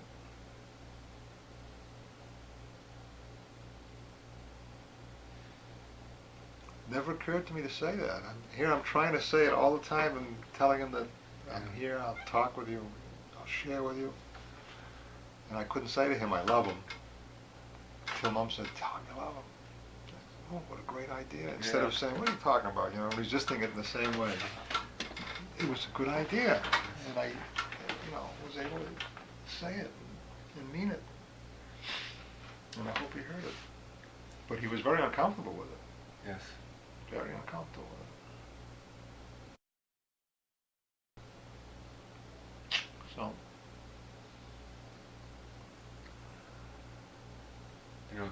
The friend of mine, or acquaintance, are we doing okay on time? Yes. Who died, who lived on 76th Street. She was 35 years old, died of cancer in October. It was a long time before I could send a note. I was just scared, or I don't know what. I finally sent a note. And then I called him last week. Alice was out each night for performances. And then I called him to invite him out to dinner, to take him to the Chinese restaurant. Got his machine. And when he ended up calling back, I was gone. I just had like an hour and a half or 2 hours. I wanted to eat, felt like company. I called him. And twice it happened, 2 nights in a row. We were playing telephone tag. I talked to his machine, he talked to mine. But it was unbelievable. And Alice and I both remarked. He called back and he said, "Got your wonderful message. Thank you for reaching out. Thank you for your love. I feel it. I return it. I'm grateful." He just went on. And I hardly know the guy. I knew his wife a little bit more. Yeah. And he just went on, thank you for caring. It felt great inside. It feels great. It touched a wonderful part in me. Yeah. And he ended the phone call with, both nights with a kiss on the phone, and hung up. I couldn't believe it. And he was the one who took a greater risk than me, making himself so vulnerable and assuming that that's. He made me feel a lot more generous than I might have been, but I guess it. Yeah, but you see that experience of his wife, with his wife, made him very vulnerable. And apparently it's a place he's comfortable with, in being that vulnerable, making himself vulnerable and accepting. Yes. Accepting that and being able to give it back. I guess when you're vulnerable, then you can receive it a whole lot more. Yeah. And being vulnerable is a wonderful thing. It's a wonderful thing, yeah. And that's, one of the things that I kind of close in with. I'm afraid to be vulnerable. And I try, and I'm getting better at it, I think, but it's not easy. I know, at the end of our phone calls, not because of any lack of feeling, but when I say I love you, my heart goes pitter patter, pitter patter. It's just because it's an unusual thing to say, in our, yes. yeah. So I feel vulnerable then. I'd love to hear it. I love to hear it. I'd love to hear it. But it's still. Yeah. And particularly the way you say it. It's not like love you. Oh, I know. You really say it and mean it. That's what comes across, and I love to hear it. You know what? I love you a lot.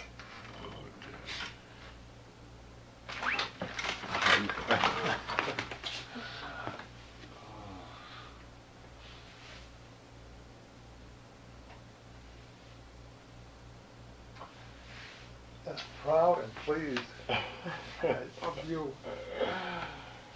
And what you're doing in your life. And it's beautiful. It really is.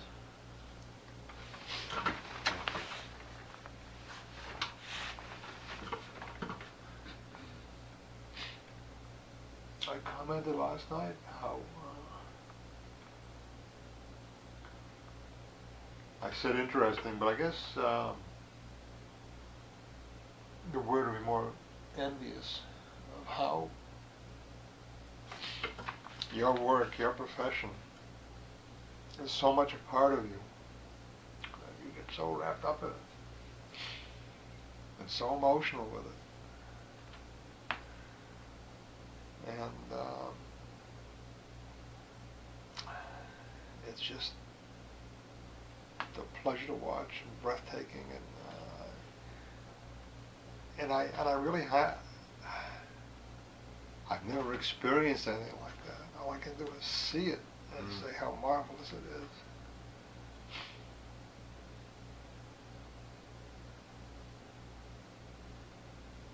To be that engrossed and involved and absorbed and in control. All those things at the same time. Moved.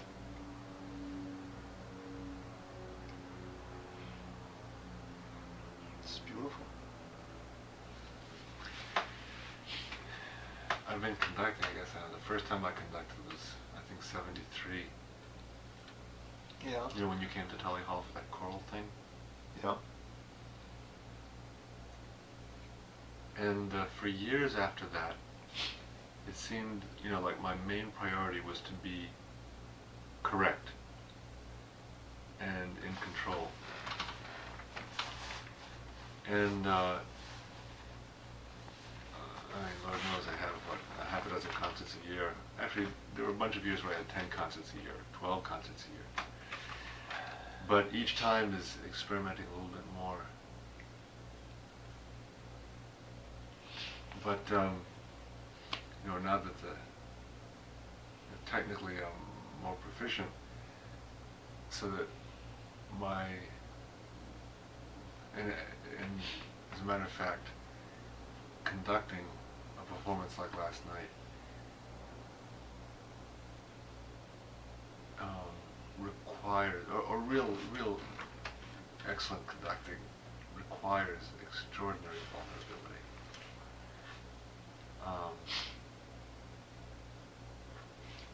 Then it flows, then it just comes out. And it took a long time, and it's still a process that continues, to not care about how you look. Including, whatever facial expressions might happen, in moments of,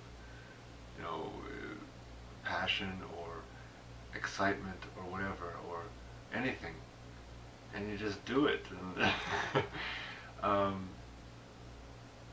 and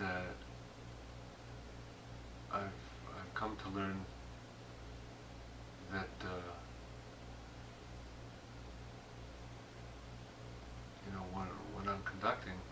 doesn't matter so much what I think, if my idea of the music is like anyone else's, but if I know the music, I've done my homework, and if I'm sincere about it, I mean, to my gut, sincere. We don't have to get that. It'll be enough.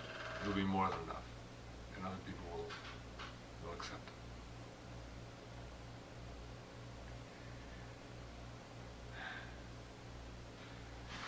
I also have to say, since we're talking about new times and old times, that the support that you and Mom gave to me to go into music, to audition for Juilliard,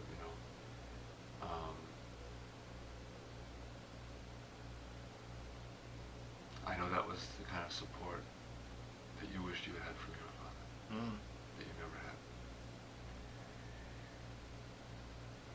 I guess it's easy for me to say, forgive or decide what year it is that you become independent. I'm lucky. Yeah.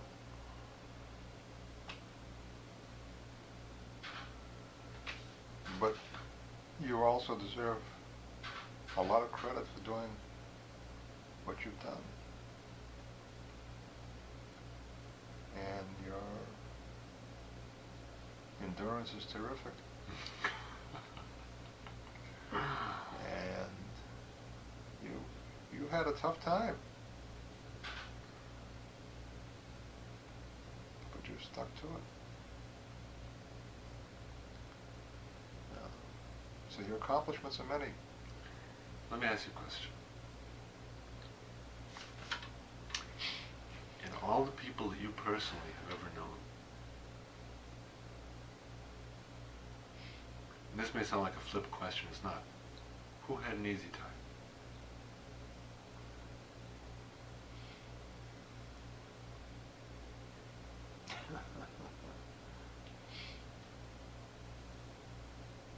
Who had an easy time?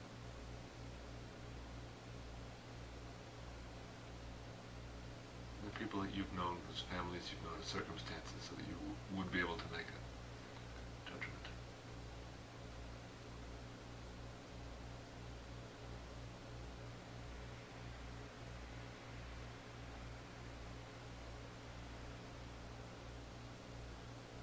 I can't think of anyone right now. Everyone's had to work pretty much. Like a son of a achieved. bitch. Yeah. Some successfully and some not. Yeah. Did we hear the part of the tape where I said that Gramps was a hustler and he really had to work hard? Yes. And Mom asked me the same question after that. She said, her father worked hard. Her father, all these people that emigrated to this country really had to hustle and work hard. He was no exception. Because in his era, that's the way people got here, and that's what they did when they got here. And,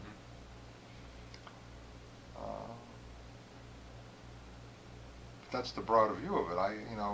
For me, that was quite an accomplishment, what he did. And what he told you on the tapes were only some of the stories that I've remembered over the years.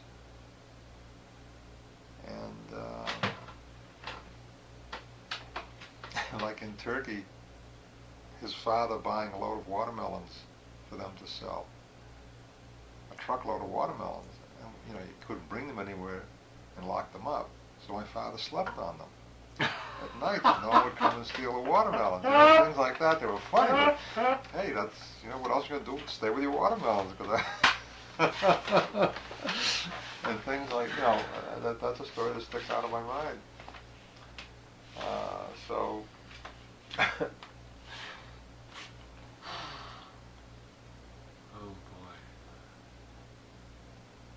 But no one's had it easy. No. Either circumstantially or emotionally or familially. Yeah.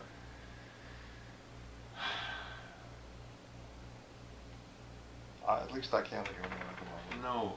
This trash? Yeah.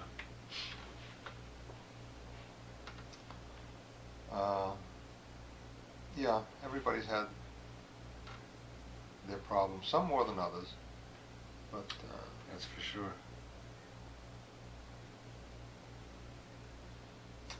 But I mean,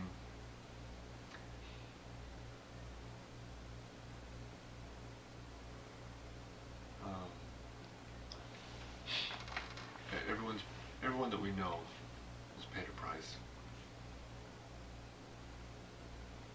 People just choose to pay different prices sometimes.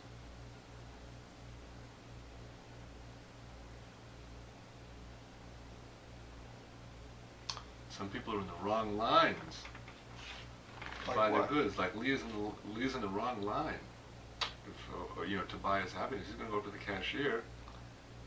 He doesn't know yet what he wants to do, Brad. It's okay to not know what you want to do. He thinks he knows what he wants to do, but he doesn't really. I think that's okay. I mean, it's hard emotionally, but I mean with this financial thing. He thinks he's in the line of that when he reaches the front of the line and it's his turn, it's going to work out. He's not in the right line. Yeah. Anyway. Let's not talk about him at the moment. Okay. I'd like you to hear the other tape. Let's do it.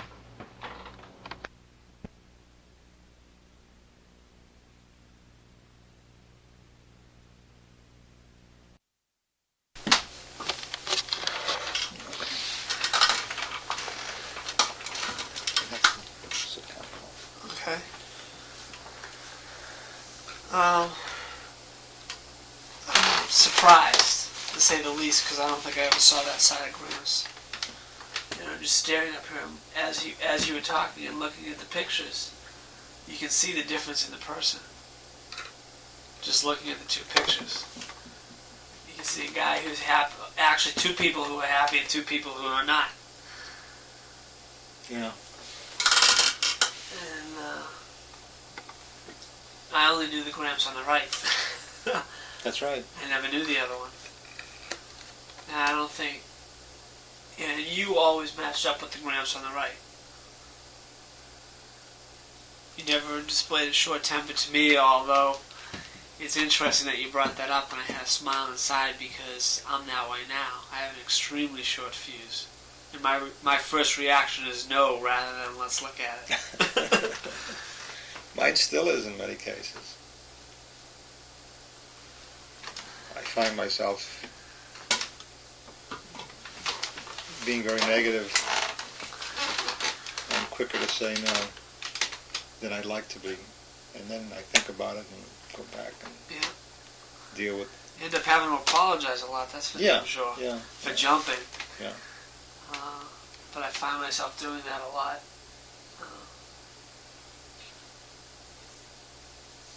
The thing with the money is unbelievable because, again, you never were that way with me, except I'm that way now. I need to go out and make money, and there's never enough money. And even when I was in high school and junior high, it always seemed like everybody else had, and I wanted the things that they had, but I could never get them. But their perception of me was that we were a rich family. My friends always thought we were rich, but yet I never had the things that they had and always wanted them. But don't get me wrong, there were disappointments, but for the most part, no complaints.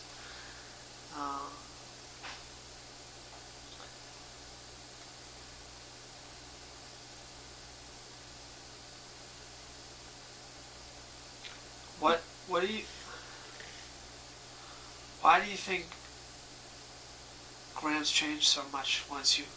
Was it when you got married or was it when you had kids? Was it after his first heart attack or was it... Oh yeah, as he got sicker, he got more mellow. Oh, I know that, but But then maybe... But I was not in contact with him on a daily basis after I got married. I don't blame you. And so, on occasion when I'd see him, I don't recall there being any fights. There was no reason him to yell at me. Yeah. He just seemed to react differently. I don't think he changed any. Were the people he hung around the same way as him? I mean, he had this card group. Yeah, and his family was like that. Very explosive. But, how long could the people who were with him, unless they were similar, swallow that to play cards with him 3 days a week for 12 hours at a shot? I don't know. You wonder. Huh. But they played, and they played for big money. They played for big money. I didn't know. Was he that big? Was he a gambler? Only with cards. Only with cards. Only with cards. He didn't play the numbers. Did he come over here with that, or did he learn that over in the? I don't know. I don't know where he picked it up, but he liked to play cards, and he loved pinochle or poker. Those were the only two games he really played. Uh-huh. And he was good at both of them. And so he'd win. He could win $40, $50 in a game, which was good winning. But at the same time, there were other times you could lose it, which we didn't hear about. Uh-huh. Just that he lost, never how much. Well, was he nice to Bubby? Or was he abusive to Bubby too? I mean, what did he do with all this money? Oh, there wasn't a lot of money. Okay. I mean, it was, maybe he just used it and kept turning over back and forth. I don't know. I mean, there was always a shortage of money. It wasn't surplus money. And it wasn't money that he was gambling away and taking away from any of us that I was aware of. The money was really not the issue in his playing cards. The issue in playing cards was the time spent doing it. Right, versus being with you. Versus being with us as a family, and with me particularly, which was my issue.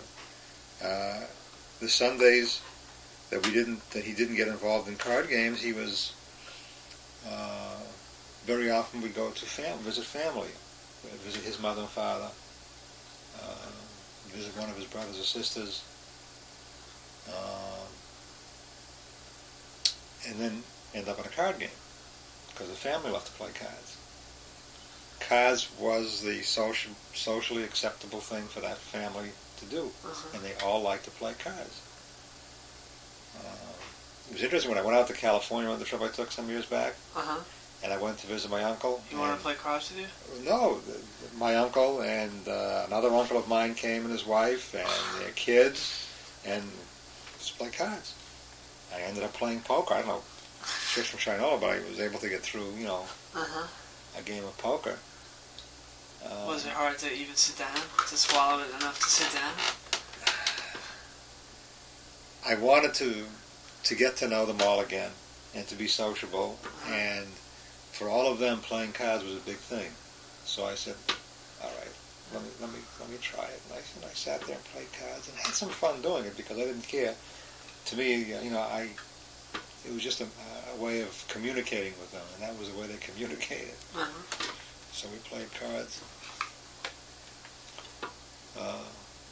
But over the years, Mom has belonged to bridge clubs. I've never been interested in playing bridge.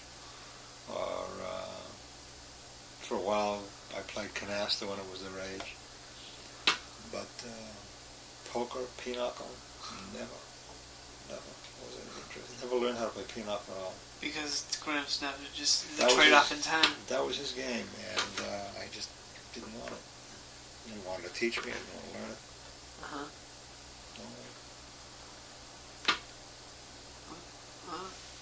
Did he force you to go out and work? No, he never forced me to go out and work, but there was always that need for more money. And he never gave you an allowance, it sounds like. And I don't recall ever getting an allowance as such. And so when I started to work, although I turned the money in, there was a good feeling in being able to do that because they always needed the money. I mean, ever since I can remember, all that my mother ever talked about were how tough things were during the Depression. Okay. Well, did most of the problems occur during the Depression? I mean, with you and your dad? Well, I don't know because, the Depression didn't hit till 30. 29, 30, yeah. 29, 30. So I was a year too old. So, I remember that. But, the effects of it lasted a long time. Yeah. So you were... And so as I was growing up... You were growing up in the Depression. In the Depression era. And just constantly hearing stories about how bad things were and how bad things are and how we're going to get by. and having to move because they didn't have money to pay rent, and finding a place where a landlord would give them a month's free rent if they moved in. And so those are the things that are, were in the back of my head. And so there was just kind of this unspoken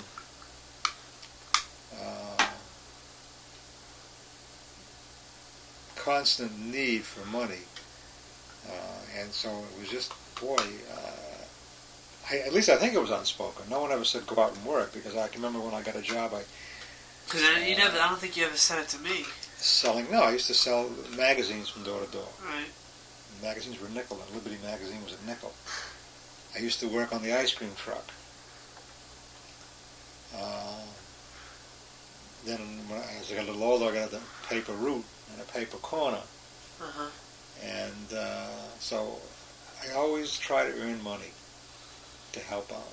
Huh? Yeah, in that way, yes, you were trying to be like your dad. Yeah.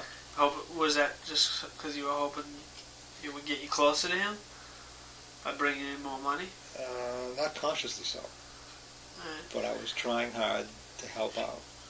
And I guess to help out in a way to be, maybe it was, to be liked. Oh, the only reason that sounds weird is because I guess you weren't consciously angry at him then. Only because if you were, you'd want to mess things up rather than help things out, wouldn't you? Unless your mother was urging you to go out. She was the See, that's the only thing that I understand. Where was Bubby during all this? I mean, was she locked up in a room not saying a word and just letting time pass by? She would run after him when he was running after me. And yeah, but was she stopping or was she well, just she was trying to stop him and don't hit him in the head, don't hit him in the face. When he was running after me, he hit me. I remember that vividly. She spoke to me a lot. I can remember having a lot of conversations with her, and again, she'd tell me about how tough things were, and how she lost her brothers, and all those things from the old country, and how tough things were in this country, and how tough things were with her and my grandparents. So she talked a lot. She was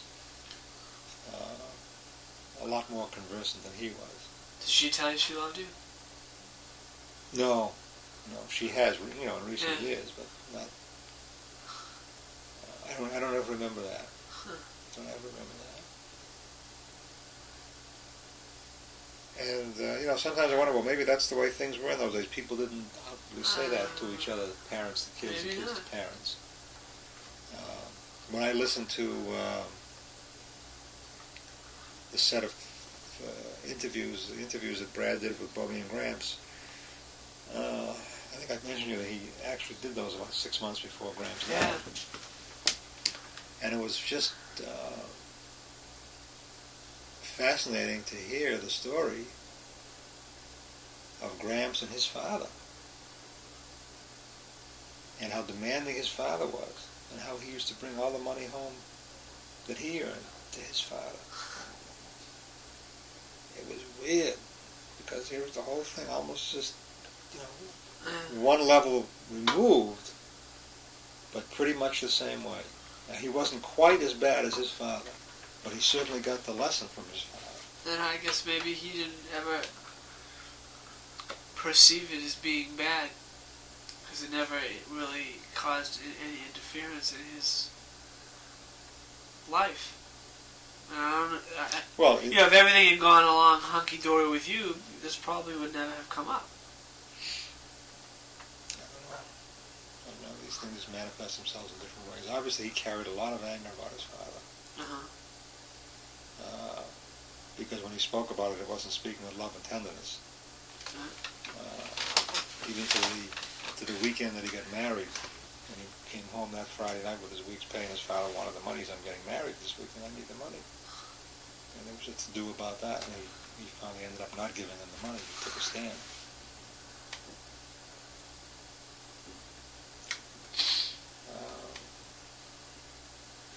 So money was always a big issue, and earning money was a big issue, and I guess I felt that the only way I could ingratiate myself with him was to earn money, help out. But I never know whether I did or not. Yeah. I like to think I did, although there was never any.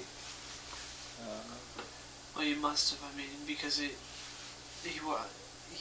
was so caring when I knew him as a grandfather. I think I knew him before he was real sick. He was a good grandfather. But he was nice to you too. Yeah.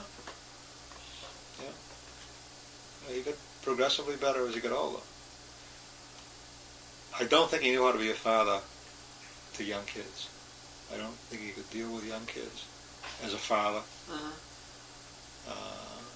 I think he saw his role only as a provider and couldn't deal with anything else. Because it was so hard for him to succeed at that for other reasons than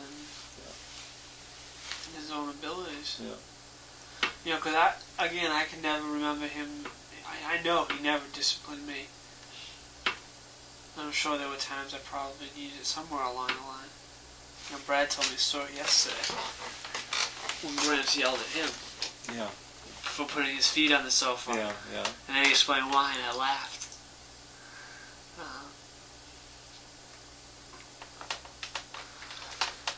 It's so interesting.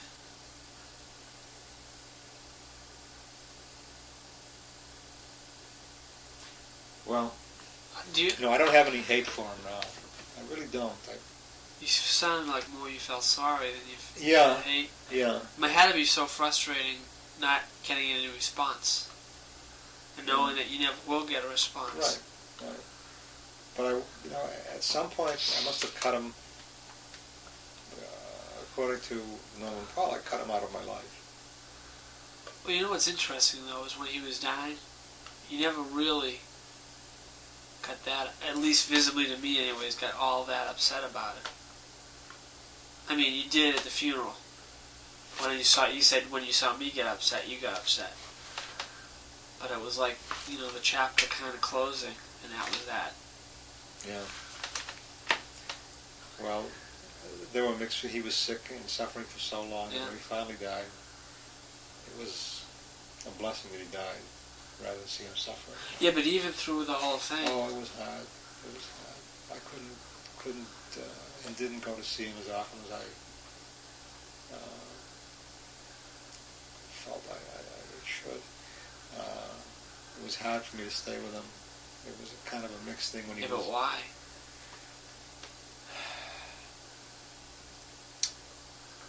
Because I saw a man that was so sick and helpless, and I can remember a man so vibrant and strong and fierce. Yeah. And it was very hard to see that deterioration take place. And his sickness lasted for so long, and my greatest regret is that I wasn't there with him when he died. Nobody was. I know. That's sad. He died alone. I don't think so. You think so? Yeah. Well, there may have been some valiant efforts to save him, but in terms of anybody being there when he finally died, it was just the people in the hospital. See, I've always had the feeling that he died when he wanted to. In the sense that... Everybody does. Yeah, but he really made a strong effort to stay alive to be able to see Joshua and hold Joshua. Because he died within a couple months anyways, within a few months. Joshua was born in June and Gramps died... Well, he probably didn't see Joshua until July or August, and Gramps died in September. Yeah. He tried to kill himself in the hospital. Oh, see, I never knew that. That time? I don't know the exact time, but what had happened was that because he had the fluid problem, he was taking off fluids. Right. He was monitored very carefully on fluids, and so that he couldn't drink when he wanted to drink. And what he did at one point was go in the bathroom and just drank all the water that he could drink. And that almost killed him. And they were able to pull him through that, and then they tied up the faucets so he couldn't use the faucets. See, I never knew that. Yeah. He just says, I can't go on like this. I don't want to go on like this. I'm so thirsty they won't give me a drink. And he managed to get out of bed and go into the bathroom and drink all that he wanted to drink before they found him. And then they had to restrain him in bed, handcuff him to the bed. Are you kidding me? So he couldn't get out. When was this early on? I mean, no, this was all in the last stages before he went to the nursing home in the hospital, and tying up the faucets, some way so they couldn't get locking the door, whatever it was. He couldn't get into the bathroom to get water. He had to get someone to let him into the bathroom or to use a bedpan. Jeez. And and I was there when he was hallucinating, and I was there and had to feed him, brought him some supper and fed him. And I felt very badly for him, very sorry for him.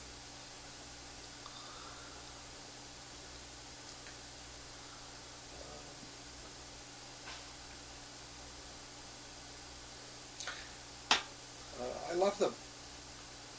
Me too. I had put this part of my life way back in my mind. It never got in my way. Knowingly. Uh-huh. And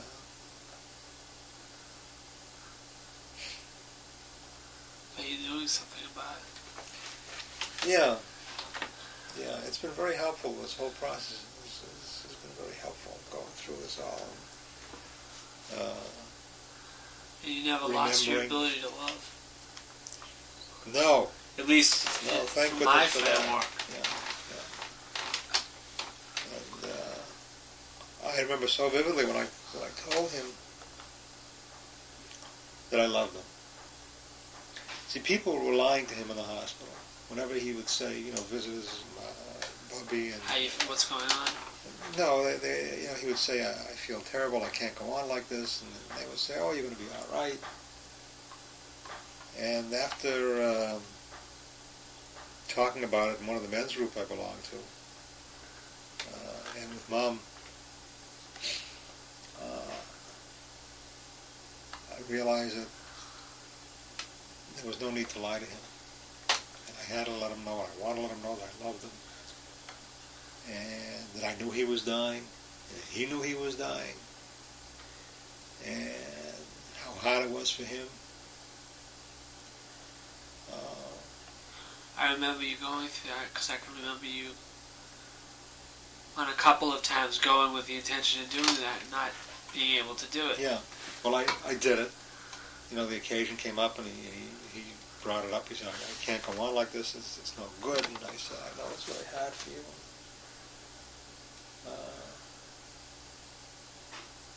And I said to him, I'm going to miss you. And he said, I'm going to miss you too. And that was the first acknowledgement we ever made that he was dying. He was trying to acknowledge it, but people wouldn't let him. No, you're going to be all right. I said, I'm going to miss you. I miss you too. I want you to know I love you. I love you too.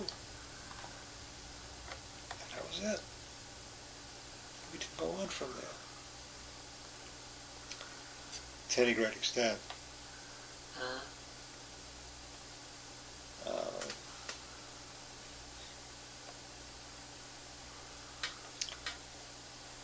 So I always felt that my business with him was complete because I was able to do that.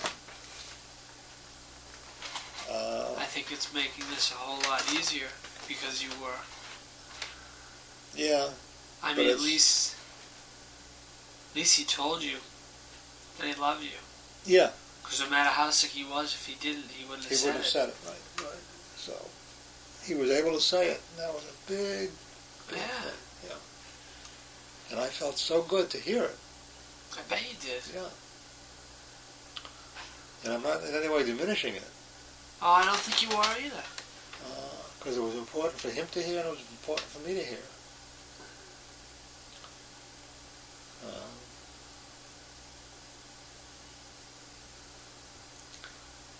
And so now dealing with my anger,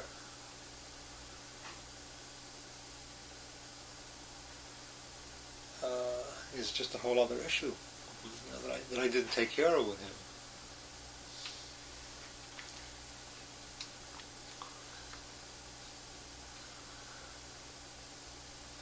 And that's tough.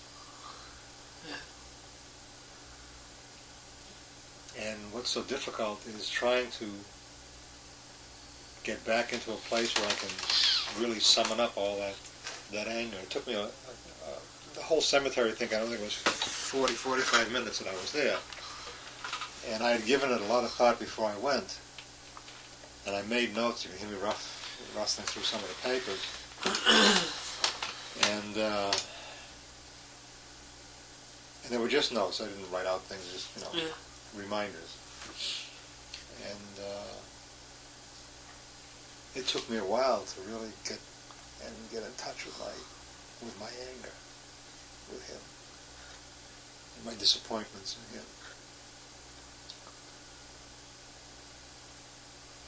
But after listening to the tapes of the interview with him that Brad did, I just became so aware that he didn't know any better.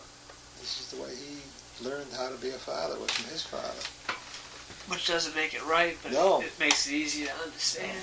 And even at that, he wasn't as bad as his father was. He You're was, right. one step better, and I've gone one step beyond that, and hopefully, you and your brothers will go one step beyond that. So we're heading for the perfect world. That's right.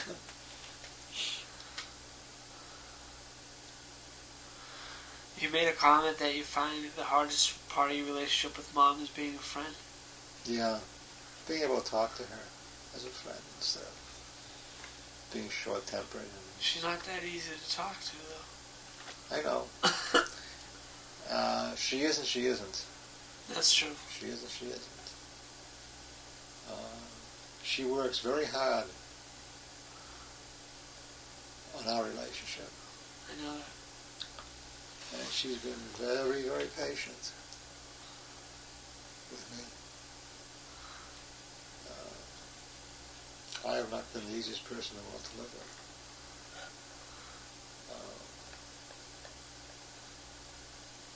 And I guess... Well, rightly so, biggest- because my you were very biggest- patient with her, too. Yeah. But working this issue out now of trying to be a friend and learning how to communicate in a meaningful way and not just talk about the weather is hard. It's hard. Just sharing myself, what I'm feeling, what I'm thinking. And I'm so secretive and so closed about that. Like, what the hell's the big secret? No one should know how I feel, really feel about something. And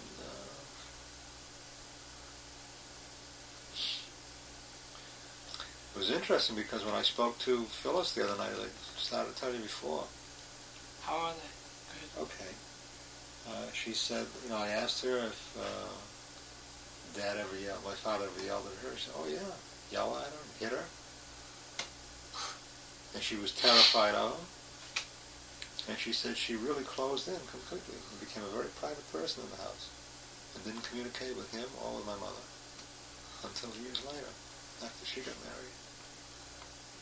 But she was in her own private world. She really cut him right out. And I had thought that she must have had it easier. Because she was female. She's female, and she's that much younger, and he'd already gone through me and gone through Lou. And, But on the other hand, you guys turned out pretty well, so he must have thought he was doing some things right. I guess. Do you know what I'm saying? Yeah, I guess. And I'm sure he did. Yeah, I think he was pleased with the way things worked out with us. Pretty sure as hell could have Yeah, done a lot we of were things better. all working and earning a living, and married and having families, and that, from his point of view, was success.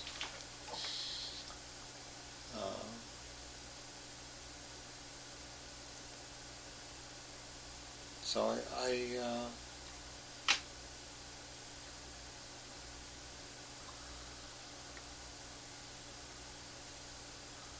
have to go back and talk to him some more. I have to try to get in touch with my anger some more.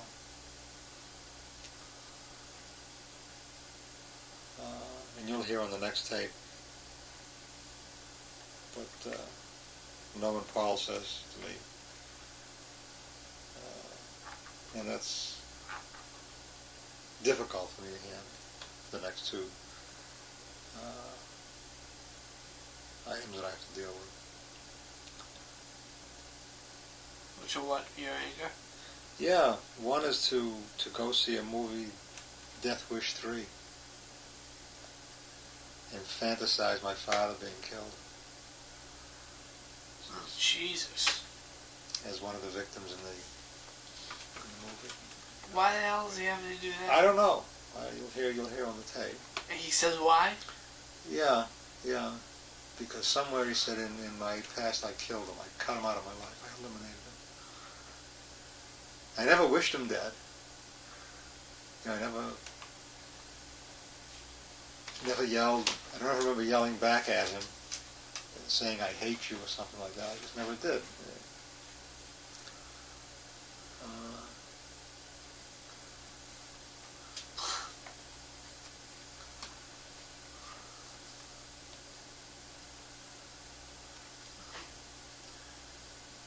So in the next week, I'm going to Go see Death Wish 3. go see Death Wish 3, go back to the cemetery again and meet with Lee.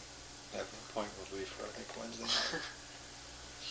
So I hope the weather is reasonable enough for me to go back to the cemetery and do that again, too. You know, I see a lot of myself in you. And it's interesting because this has given me a good perspective. In what way? Well, I'm pretty quiet and don't talk that much about my feelings and find it very difficult to.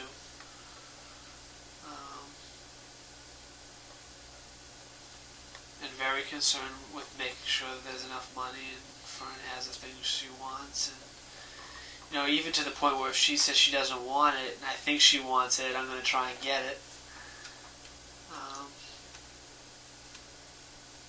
Doing things for her first versus doing things for me first. Yeah, I've spent a long time doing that, Abby. I know that. And, intellectually I know. Because if I see her happy, I feel good. Yeah, but when I do things like that, I'm doing it for me. I mean, it gives me a kick to do I agree. for someone else. Right, You know? me too. And so it's not a sacrifice thing. No, I don't look at it that way either, but... But I never thought of it that way, you see. I used to think that, boy, I have to do everything and be a nice guy and take care of everything and everybody. Which made me feel good, and still does. It still does. Well, you know... And every once in a while, Mom reminds me that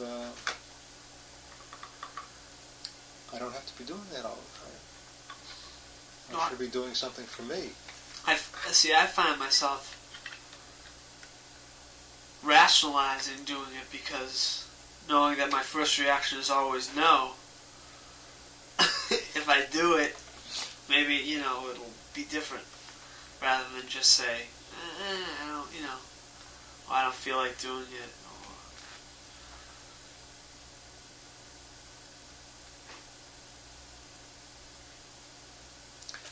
I've tried, instead of quickly saying no, I've tried on occasion saying, let me think about it, instead of snapping no.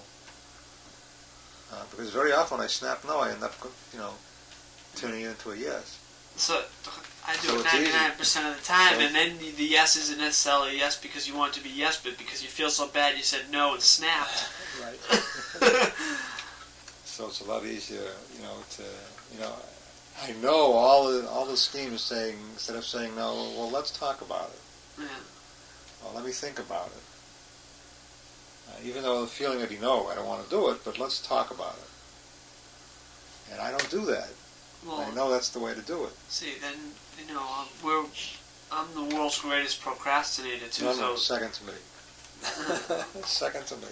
And friends are saying, well, what do you want to do? Whatever you want to do. I never say what I want to do first. It usually ends up that it has to come yelled out. Well, this is what I want to do, and we're doing it. Jesus. Like father, like son. Oh, all the way, I can tell you. Why in the beginning don't you say what you want to do? Same with me. Right. I mean, we virtually have sat there for an hour. What do you want to do? Whatever you want to do. What do you want to eat? I don't care. Whatever you want to eat. You know.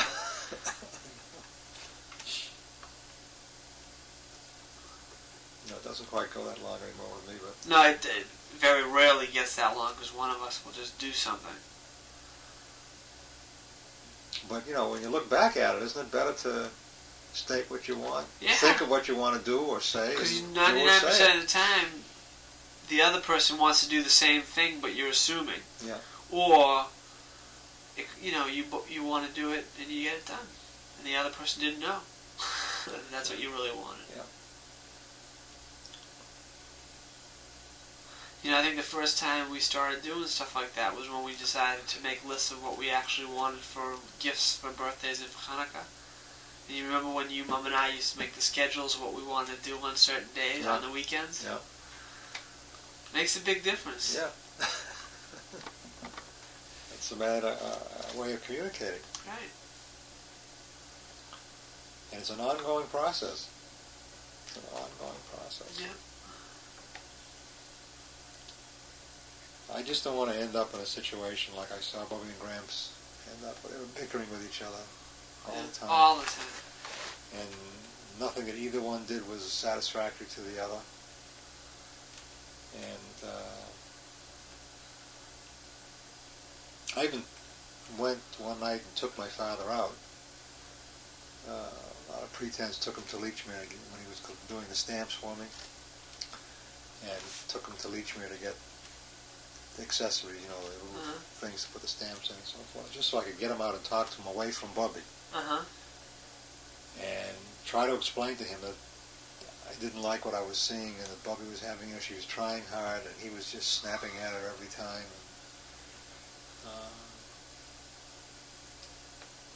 And told him about it. What did he say? And he said, well, he would try not to do that. And it was difficult. Then he changed it, to how are things going with you and Phyllis, because he knew that we were into counseling. And I said everything was going better. We learned a lot. Relationships have to be worked on. And that was that. But that was another time that I had a chance to talk with him, but I wanted to talk to him about his relationship with his wife, which was just so terrible to see. She would demean him and tell him he can't do anything anymore. He's too sick to do this, and he's too sick, can't even hold a hammer anymore. Yeah. Can't even put a screw into the wall or something like that. To a guy that was a mechanic, throw a sofas craftsman. around. And Yeah, to remind him that he had trouble hanging a picture now, or couldn't do it anymore, had to be terrible. So it wasn't too swift on her part to do that. I agree. And I guess he struck back at trying to criticize her with whatever she did. And so I don't want to be caught in that situation myself with Mom as time goes on. So, Well, I'm glad you don't want to, because you know that we'd say something. I would hope so. But then again, two of you are good, special enough that you would. I think you'd be able to prevent it. Yeah. See it coming.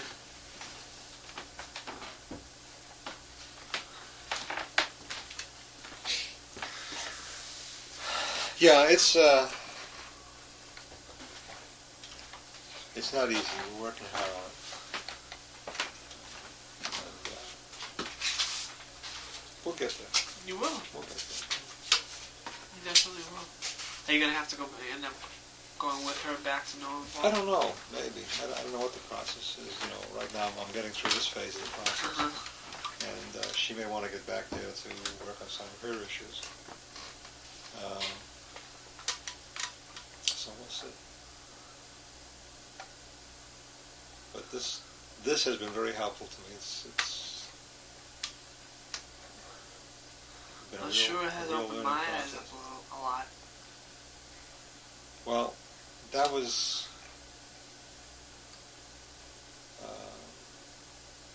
To understand you yeah. a lot, and understand how hard you must have had to work in raising us to not be that way. you did it. Yeah, You should feel good that you did it. I do. And there's no such thing as a perfect father. But you're a great one. And I'm not just saying, you are. Thank you. Because you've always been there. You've always had time. All the things that Gramps wasn't, you were. And, maybe you didn't have to try as hard by the time I rolled around. But you were always there. And in a lot of ways, it may have been a lot harder because when I was growing up and when I was a teenager was when you and Mom began to have the problems in your relationship. Mm. But there was still always time for me. Yeah, when you were a teenager, yeah. Really, from the minute we moved to Concord, pretty much. Well, it started shortly thereafter, because in that time period there was a time frame where we moved to Concord. Gramps got sick. Brad left from New York. Lee got married. Well, that was all the same year. No, it was actually spread over a couple of years. Because Brad was still... Brad never lived at 1985 Main Street. We moved to Concord within 12 months. Well, he moved out that summer. Then we moved. Yeah, and Lee got married that summer. Lee got married the following summer. The following summer? Yeah, we were in Concord a year, I think. No, maybe not. He got married... I don't remember 100%, but it was all very close time. Yeah, within a year and a half. Yeah. And I knew I absolutely hated it for the first year I was there, so I must have been a bunch to handle. I loved it. I know you did, but I was going nuts. I loved it because I was able to withdraw and really close in because I was so involved in Stoneham and knew so many people and so many people knew me, and in Concord I was a non-entity. Yeah. Nobody knew me, and I didn't have to get involved. No one was calling me to get involved, and I thought I loved it. And so over the years now I've been getting more and more involved, and sometimes over-involved, and liking some of it, not liking other things, but generally it beats just vegetating. Oh, Being involved is a healthy situation. I agree. So Concord, over the long haul, has become a good experience. In the beginning, it wasn't because it just, the move was very, very traumatic for me. I understand. And having Lee and Brad leave, even though Lee was gone to school, and they finally got married, he was definitely out. Brad was definitely out. I knew he wasn't coming back. And so the three of us were left, you and Mom and me. And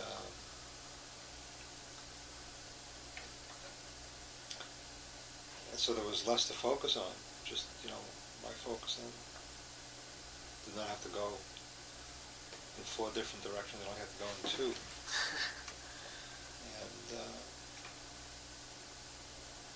And that's when the issues of communication began to evolve. And then after you left,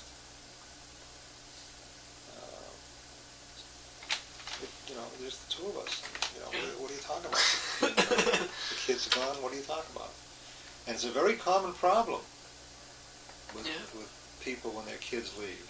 Oh, I know. They're finally left to themselves. But you're lucky because you guys had it spread out the same way that you had your kids, so you could deal with pieces at a time. Yeah.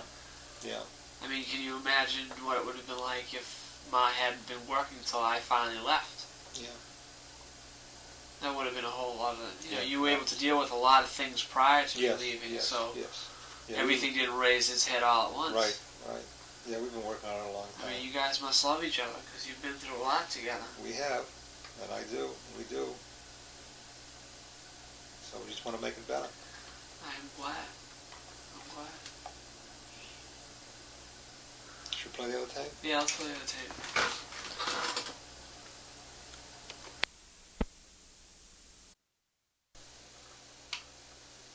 It's very interesting the things that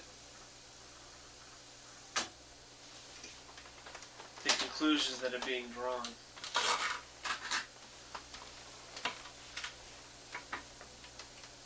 And I begin to see similarities, and I don't know whether it's how the hell it was transferred.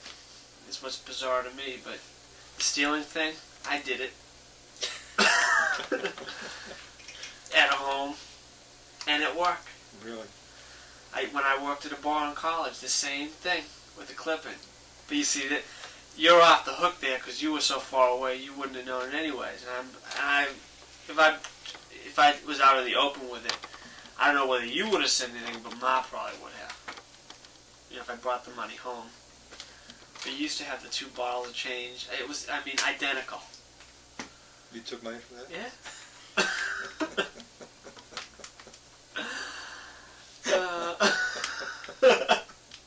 You want to know something? What? He did too.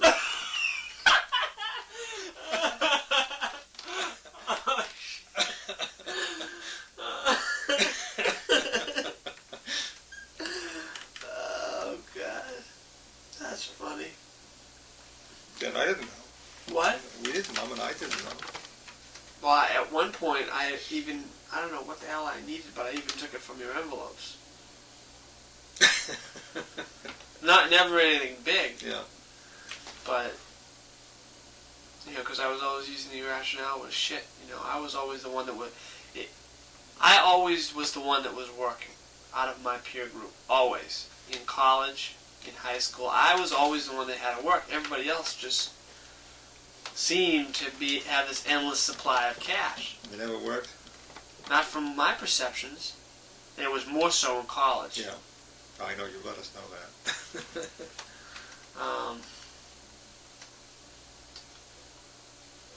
I said that I don't think you ever yelled at me.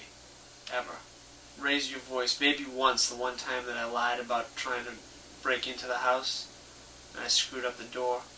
You yelled then. Mm-hmm. But the only other time that sticks out in my head that I was really furious with you was when you left me in Maryland freshman year. And I'm just wondering whether that relates at all to the not visiting in the hospital bit. Jeez, I never thought of it, but that's... But boy, I was pissed. And at first I was pissed because it was really Ma that wanted... From my perception, well, you know how I've always viewed Ma as always picking on you. Now I'm not so sure, whether it was that or whether it was you didn't bring some of it on yourself. Mm-hmm. But at first I was pissed because you didn't override her. And then I said, well, shit, if you wanted to stay, you would have stayed. Right.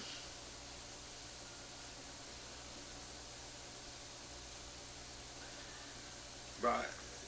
But you never really yelled. As a matter of fact, I made a comment to Fern that one of the times that I've heard you the angriest was when I called you from settlement and told you that the thing wasn't good enough, and you those bastards. I mean, you never got that angry before. And I hung up the phone and went, whew. He's pissed. But that shows that you must be doing some things right, that you're expressing your feelings that way. Because you never really got pissed at anything. Nothing really, at least really? At me. It seems, I remember when I've asked you to help me do some work and you yeah, but you never yelled. You may have laid an unconscious guilt trip. When we went through that joking around. Yeah. That's okay, I'll do it. Yeah. And that was enough to make me go do it. Oh, okay. You never yelled. Now, because Mom was always a disciplinarian. Yeah. And she would always come up with the creative ways. You would enforce it by backing her up. There was never a problem of having her say something and being able to go to you and you overrule her, because that never happened. But I don't think you ever disciplined at all.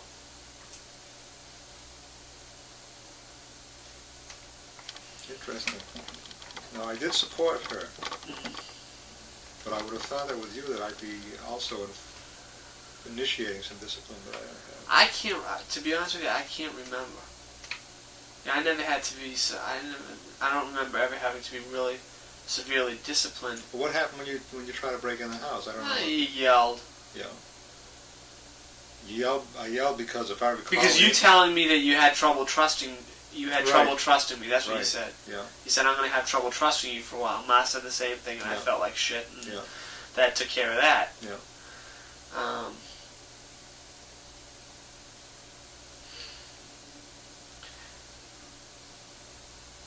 You know, in talking with Fern, it's funny because her dad is a yeller. Well, you know, he's a yeller, and he is an absolute card-playing fanatic. On Saturdays, he goes to the club and he plays cards.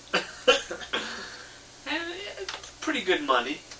And, but we always comment on the fact that kids whose parents discipline seem to be the ones that kind of mess up, have a lot of trouble adjusting. And kids whose parents are really liberal end up more conservative than their parents. Say it again. Kids whose parents discipline them? Right. I'll give you a good example. Chris, his parents were tough on him. Mm-hmm. And they were tough on all the other kids, you know, within the family. And he was always the one that was going out drinking beers and driving around crocked off his head. Well, it didn't make him more conservative, though. No, I'm just saying, but I was the one that had the parents So more liberal. Who invited the kids over and we could drink beer in the house as long as we didn't go elsewhere. Mm-hmm. And I was the one that was... And you didn't want to do that? I didn't want to do what he was doing. I mean, I had no... But you didn't want to come over to the house and drink beer? No. Occasionally, though, we did.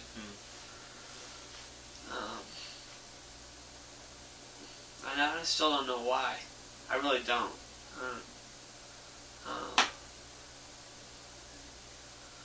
Part of it was probably because we didn't have the same things in our house that everybody else did. Like what? You mentioned I don't like know. What? I could go... Well, one of them was television. Because I was always restricted with television. Not in high school, but in junior high. I could watch so many minutes of television a day, so I could go over their house and watch television. Why the hell should they come over my house and not be able to watch? Right? All right. Foods. Yeah, you were... They always had cookies and potato chips and the fun foods. Yeah. Come over my house, you get celery and carrots and, you know, potato chips without salt. Which I didn't mind when I was in the house, but I didn't want them to think that I was weird. Yeah, you were ashamed of it. Yeah. Now the whole world is eating unsalted potato chips and rice cakes. Oh, I know. That's good the for thing. you. That's right. You see, we were just ahead of our time, That's Andy. I'm learning that.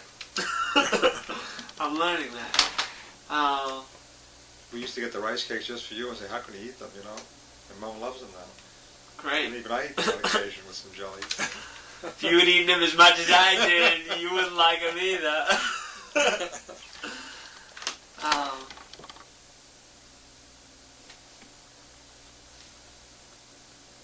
Remember, there was only one place you could get them.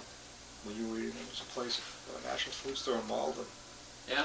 Now you can buy them in the supermarket. You used to go get them. Yeah. Now you can get them in you can get them anywhere. Any supermarket, yeah. I'm amazed that your bar mitzvah and your wedding don't stand out as special times. Although my bar mitzvah doesn't either. The trip does. Yeah. But my bar mitzvah was, if I had the chance to do it again, if I could jump back 11 years, I'd screw the trip and take the bar mitzvah. A big party, you mean? Yeah, well, I don't have pictures. I mean, we have Lee's snapshots, but they're shitty pictures. No, we have pictures that Cy Rosen took. Try again. He wasn't even there. You. No, that's right. You may be thinking Brad's. Brad's bar mitzvah, yeah. You're right. There are pictures of your bar mitzvah. Oh, there were pictures that Lee took, but they're not great pictures, but it's interesting. Yeah. But that was another instance where, again, It's all right. We found out that you were a change thief too, because I was too. Ice cream? Or whatever. Whatever. Oh, boy. I didn't tell him about you, Brad, till after he told me about himself. Really? Hey. Hey, you know, must be in the genes. Maybe that's why parents leave change bags around. Yeah. Could be. But you would think that would have been a time when Gramps would have been the most proud of you at your wedding and at your bar mitzvah.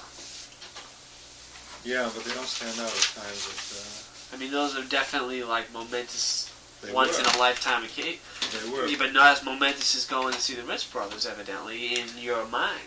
No, because my bar mitzvah was a big party type of thing that my parents had planned. And of course, my part of it was learning the Haftarah and the Mafta. And I remember the learning process and the guy who taught me. That stands out in my mind. The party, just vaguely, just it was a big party and everybody had a lot of fun. And two of my uncles got very drunk. But I don't remember the part that my father played in it. Or my mother. And much the same thing with the wedding. I remember a lot of aggravations with the wedding between issues that left Mom and I in a very tenuous situation between our parents because of restricted numbers of people. And Oh, that's common to everybody. yeah, well, That happened with Fern and myself. yeah. That's been happening with all of our friends Yeah, who've been yeah, getting married. it That's happens, you know. the way it is. So, The other thing that was when yelling during the sales call, yeah. because my first reaction used to be to freeze up, and then I learned that the person could be yelling because they're mad about something else, or they could be yelling because that's just their game, which is more often than not the case. Mm-hmm. They're just yelling because they want you to yell back. And once you yell back, it's fine.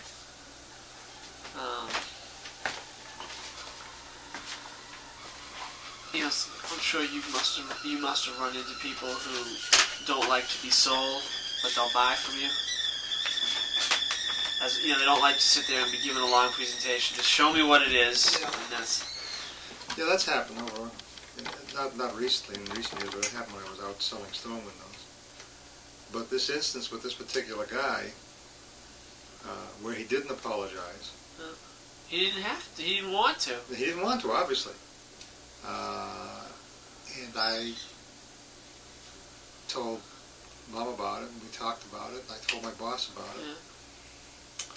Yeah. And I told my boss the next time that happens, I'm going to walk out. That's a choice. I'm not going to take that. That's a choice. He said, I would too. And so the next meeting that we had, I had a meeting subsequent to that, and the guy was just very nice. Never raised his voice, never referred back to or anything. He was just, we got along nicely. Then there was some hassle back and forth. I wouldn't say hassle, but there were some issues back and forth that had to be resolved. And I had sent him all the information. I got a call from the secretary that he wants to meet with me and resolve all the final delivery dates and details. So I suggested that my boss come along because it could get kind of hairy. I didn't want to make any commitments that would not be good for all of us. What? Can I just jump in for a second? Yeah. Why not? You see, you're pretty conservative in business, and you know I'm working for a company now that's pretty goddamn conservative too. It's always been considered that way, but now they're starting to encourage us to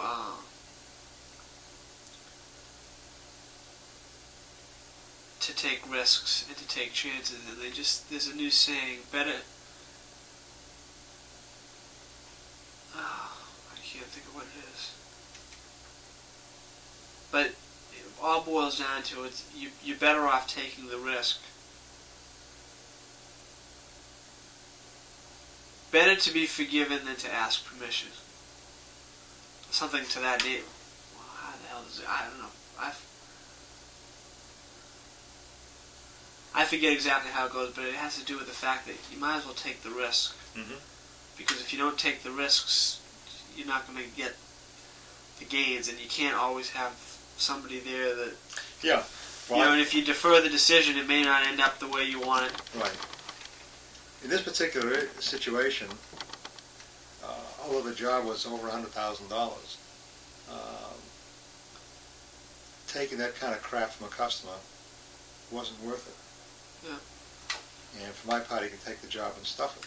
Right. But, and it's a big but, we had to give them a bond that we would perform according to contract. And we had already signed the bond and given the copy to them. And that means that no matter what transpired, we're responsible for that job. And if we walk off the job, they have the right to go out and hire someone else to do the job. And bill you. And bill us. And the insurance company would have to take care of it and would put us in bad light with the insurance company and so forth and so on. So they had us right where they wanted us in terms of making good. So I felt that it would be important for me to go there with my boss and make the final commitments. So we got there, and that fellow was there again, and we talked, and he asked about delivery, and my boss made some delivery promises, which I thought were pretty short. And I said, Jim, are you sure? Yeah. He said, yeah, I think, this is the best possible scenario, and this is the worst. And maybe it'll fall somewhere in between. And those are the conversations we had, and that was fine. Now, another issue came up where the architect hadn't seen the drawings yet, and I suggested that they get the drawings to the architect, because they had a job meeting the next day at the job site, and they asked if I could come back and go over these things with the architect so we wouldn't delay things anymore. I said, yeah, I'd be glad to. So I went back the next day, and not only was the architect there, and 3 people from the contractor's company, including this guy who yelled, but the owner of the building. Okay. And someone that he brought with him. Okay. So now it was just you. Just me, against everybody. Right. And so the owner starts to question me and tell me impress upon me the importance of getting the material there on time. I understand, and meanwhile, the general contractor took 7 weeks to approve the shop drawings. Okay. Okay. I'm reluctant to say this in front of the architect and in Why? front of the owner, because I don't know where it was held up, whether the architect held it up or the general contractor held it up, or it was held up between them. Yeah. But it shouldn't have been. It should have been 3 weeks. And this is what led to the first explosion, when I started to say, but you didn't get the drawings back to me. I don't want to hear it. It's your fault. So I started talking and trying to explain, and all of a sudden this guy jumps up again and starts, you're trying to smoke screen the issue. And he starts yelling at me. I said to him, don't yell at me or you'll be talking to the wall behind me. Hey, good for you. And he stood up and started waving his finger at me and yelling some more. So I stood up and I said to him, not yelling, I said, I may have a contract with you and I may have a bond with you, but I don't have to take this crap from you. Closed my book, turned around and walked out. Good for you. And he yells after me, you're useless anyway. Well, I walked out of there and I was Sweating. And the next morning I told my boss about it. And he said, you shouldn't have walked out. I said, why? What would you have done? He said, well, yell back at the son of a bitch. Yeah. And after you both get through yelling, then you talk. That happens. That sometimes happens too. I said, that's not the way I operate. Yeah. So he got on the phone and called the guy, tried to reach this guy in the man wasn't available. And then he called the architect and tried to explain to the architect what was happening. Finally got hold of this guy, not in person, but through his secretary, that he was going to be in. My boss said he was coming out to see him. Because my boss was concerned. We had a $100,000 bond on this job, and that guy could really make it tough for us. This was the day before Thanksgiving, and then my boss left from that meeting to go away for the weekend, and so I didn't get to see him. Even though, in fact, I asked, please call me when you're through. So I was in the office Friday, and he called in, and he said to me, I spoke with him and explained the delivery schedule to him, and I said, what did he say about the meeting? He said he was going to call and apologize to you. So the guy hasn't called yet. He just said something else had to be done, and he made a call. And I'm not going to bring the issue up when I see him again, but I don't think he's going to yell at me anymore either. Maybe not. But bet you he does, though. Well, he might. That may be his way of operating.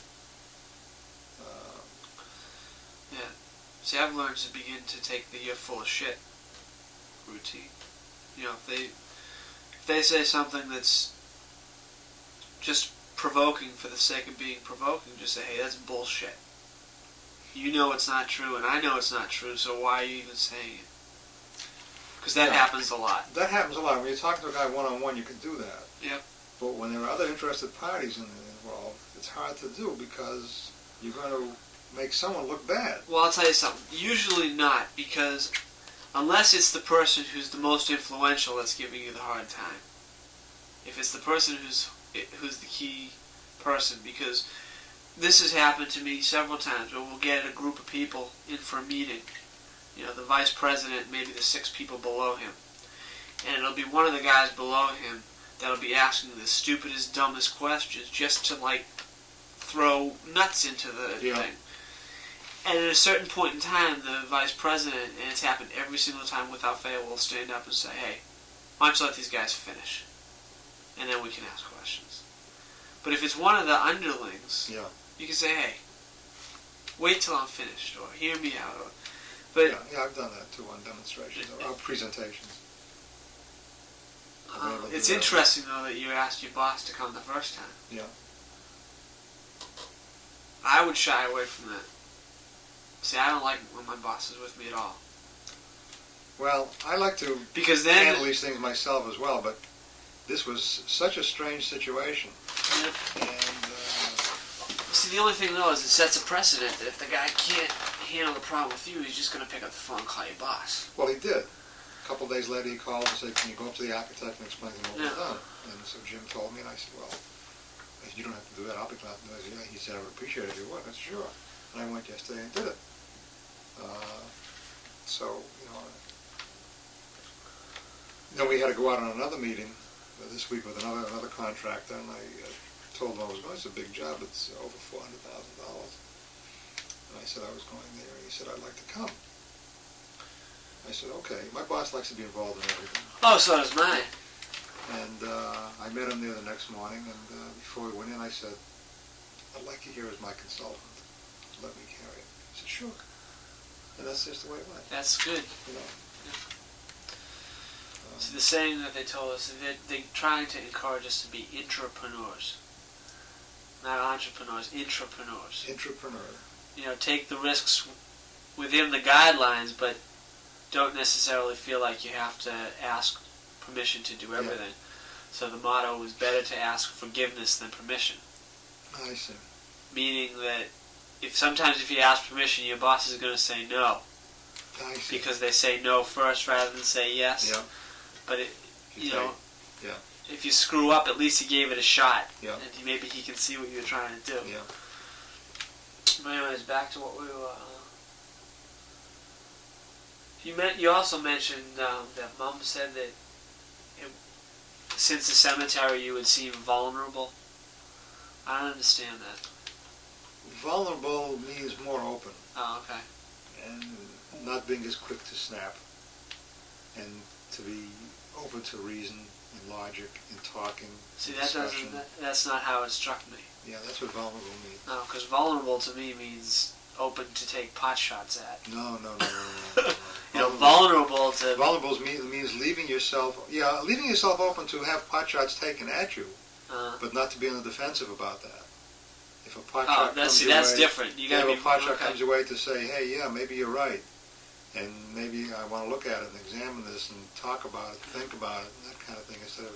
See, because I've always, and there have been times where I've even beat up on Mom because I thought she'd been too hard on you, or she's always been the one trying to fix you. And to a certain extent, maybe I still think that's true, but I'm not sure. Have you ever thought that my system is one that manipulates her? No, I never looked at it that way, because you were never the disciplinarian. You were always the good guy. But I let her do that? Of course. Now I'm seeing that. Okay. So in letting her do that, she becomes the tough one in the couple, and I become the nice guy. Well, it's interesting because with this thing with the house, I called you and I couldn't get a hold of you in the office, so I called Mom. And figuring, I'm going to get an answer. Call your father. I mean, she never used to say that. Call your father. Regarding what now? It was regarding the power of attorney. Oh. That was totally your baby. But normally it's not that way. Mm-hmm. Or it never used to be that way anyways. No. It's your father's problem. He's going to handle it. I mean, that never happened before. Yeah. That was kind of neat. That's good. Yeah, it is good. Definitely is good. I'm not so sure. See, that becomes more part of sharing, rather than allowing one person to do it all, and that person to either get the gravy or the shit. Right. And if there's gravy, then I can be part of it. Right. If there's shit, it's all her fault. Right. You see? Yeah. And so for a long time, that was our system. Oh, I know. She laid down the rules. And she got all the shit. And she got all the shit. And she's the tough one in the family, and I was the nice guy. I made peace with everybody. I know that. You did. Yeah. But I had to allow that to happen.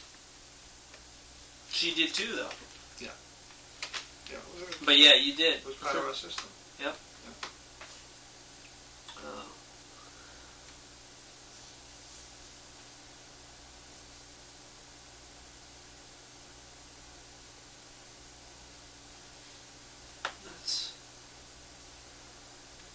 I forgot what I started to say before.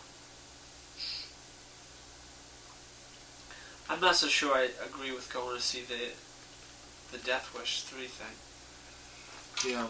Only because I don't know whether you have to subject yourself to seeing something like that if you don't want to see it. Just for the sake of, wanting to kill your father off. Although what you've been doing so far seems to be working, so... Yeah, that was my feeling, so I'll follow through. I'll follow through with the instructions and do it. I guess you have to be able to immerse yourself. Yeah, either I use it or don't use it, depending on how I view the picture. Because when I went back to him to pick up the transcript, I said, I saw Death Wish 1 on TV. Do I still have to go see Death Wish 3? He said, yeah.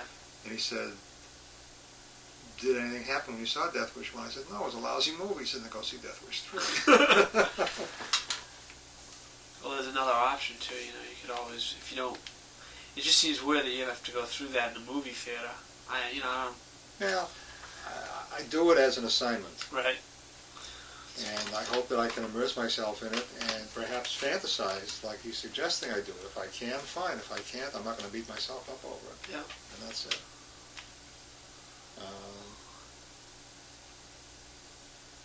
So it seems so far to be beneficial to me. I'm glad you shared all this. It I makes me am too. feel good. I am too. Because I learning more about you and more about Gramps, more about me. And maybe it will do some of the short circuiting. Yeah. No, I agree with that. I think it'll be good for you to hear the tapes of Bobby and Gramps. I've heard them once. Did you hear them once? Yeah, I have heard them once. It was a long time ago. Yeah, because it's over 6 years ago. It's almost 7 years now, 6.5 years. So I think you'll hear them from a different perspective because you're in a different place now. Uh-huh. And now that you've heard me, and maybe you know me a little bit better now, after all these years, that the tapes will have different meaning for you. Mm-hmm. I don't know if you have a set of them or not. No, I don't. I have Brad make me a set too. I just made a set to send Phyllis. Brad made a set when I was here last time. So he's got the tapes here. It's so interesting though. The three of you are pretty much all have that same type of personality. Well, let me tell you, talk about personality. I called Lou about a week ago, and I asked about Lisa, and he told me, and I said, "How are you doing?" "Oh, I'm doing okay. I'm doing okay." I said, "Look, I know you're going through a tough time, and if you'd like to get together and talk, that's okay. Just give me a call. We can meet for lunch, for dinner, anytime it's convenient for you." "Oh, no, that's okay. I can handle it all right now." And Mom said to me, she whispering, "Tell him you love him." So I said, "Look, I want you to know that I love you and I care about you." "Oh, you don't have to say that. You don't have to say that." I said, "Well, it's important for me to say it. It's important for you to hear it." "Oh, okay. Yeah, I know." He didn't respond, right? I know. Yeah, he said, "I'm handling this." He said, I play racquetball 3 times a week, and I get rid of my frustrations that way, and I have a lot of confidence that everything's going to turn out all right. And it's that confidence that keeps me going. I said, "Okay, but I just want you to know I care for you, I love you, and I'm here for you." He said, "Okay, thanks." Couldn't handle it. Couldn't handle it, No. that kind of confrontation.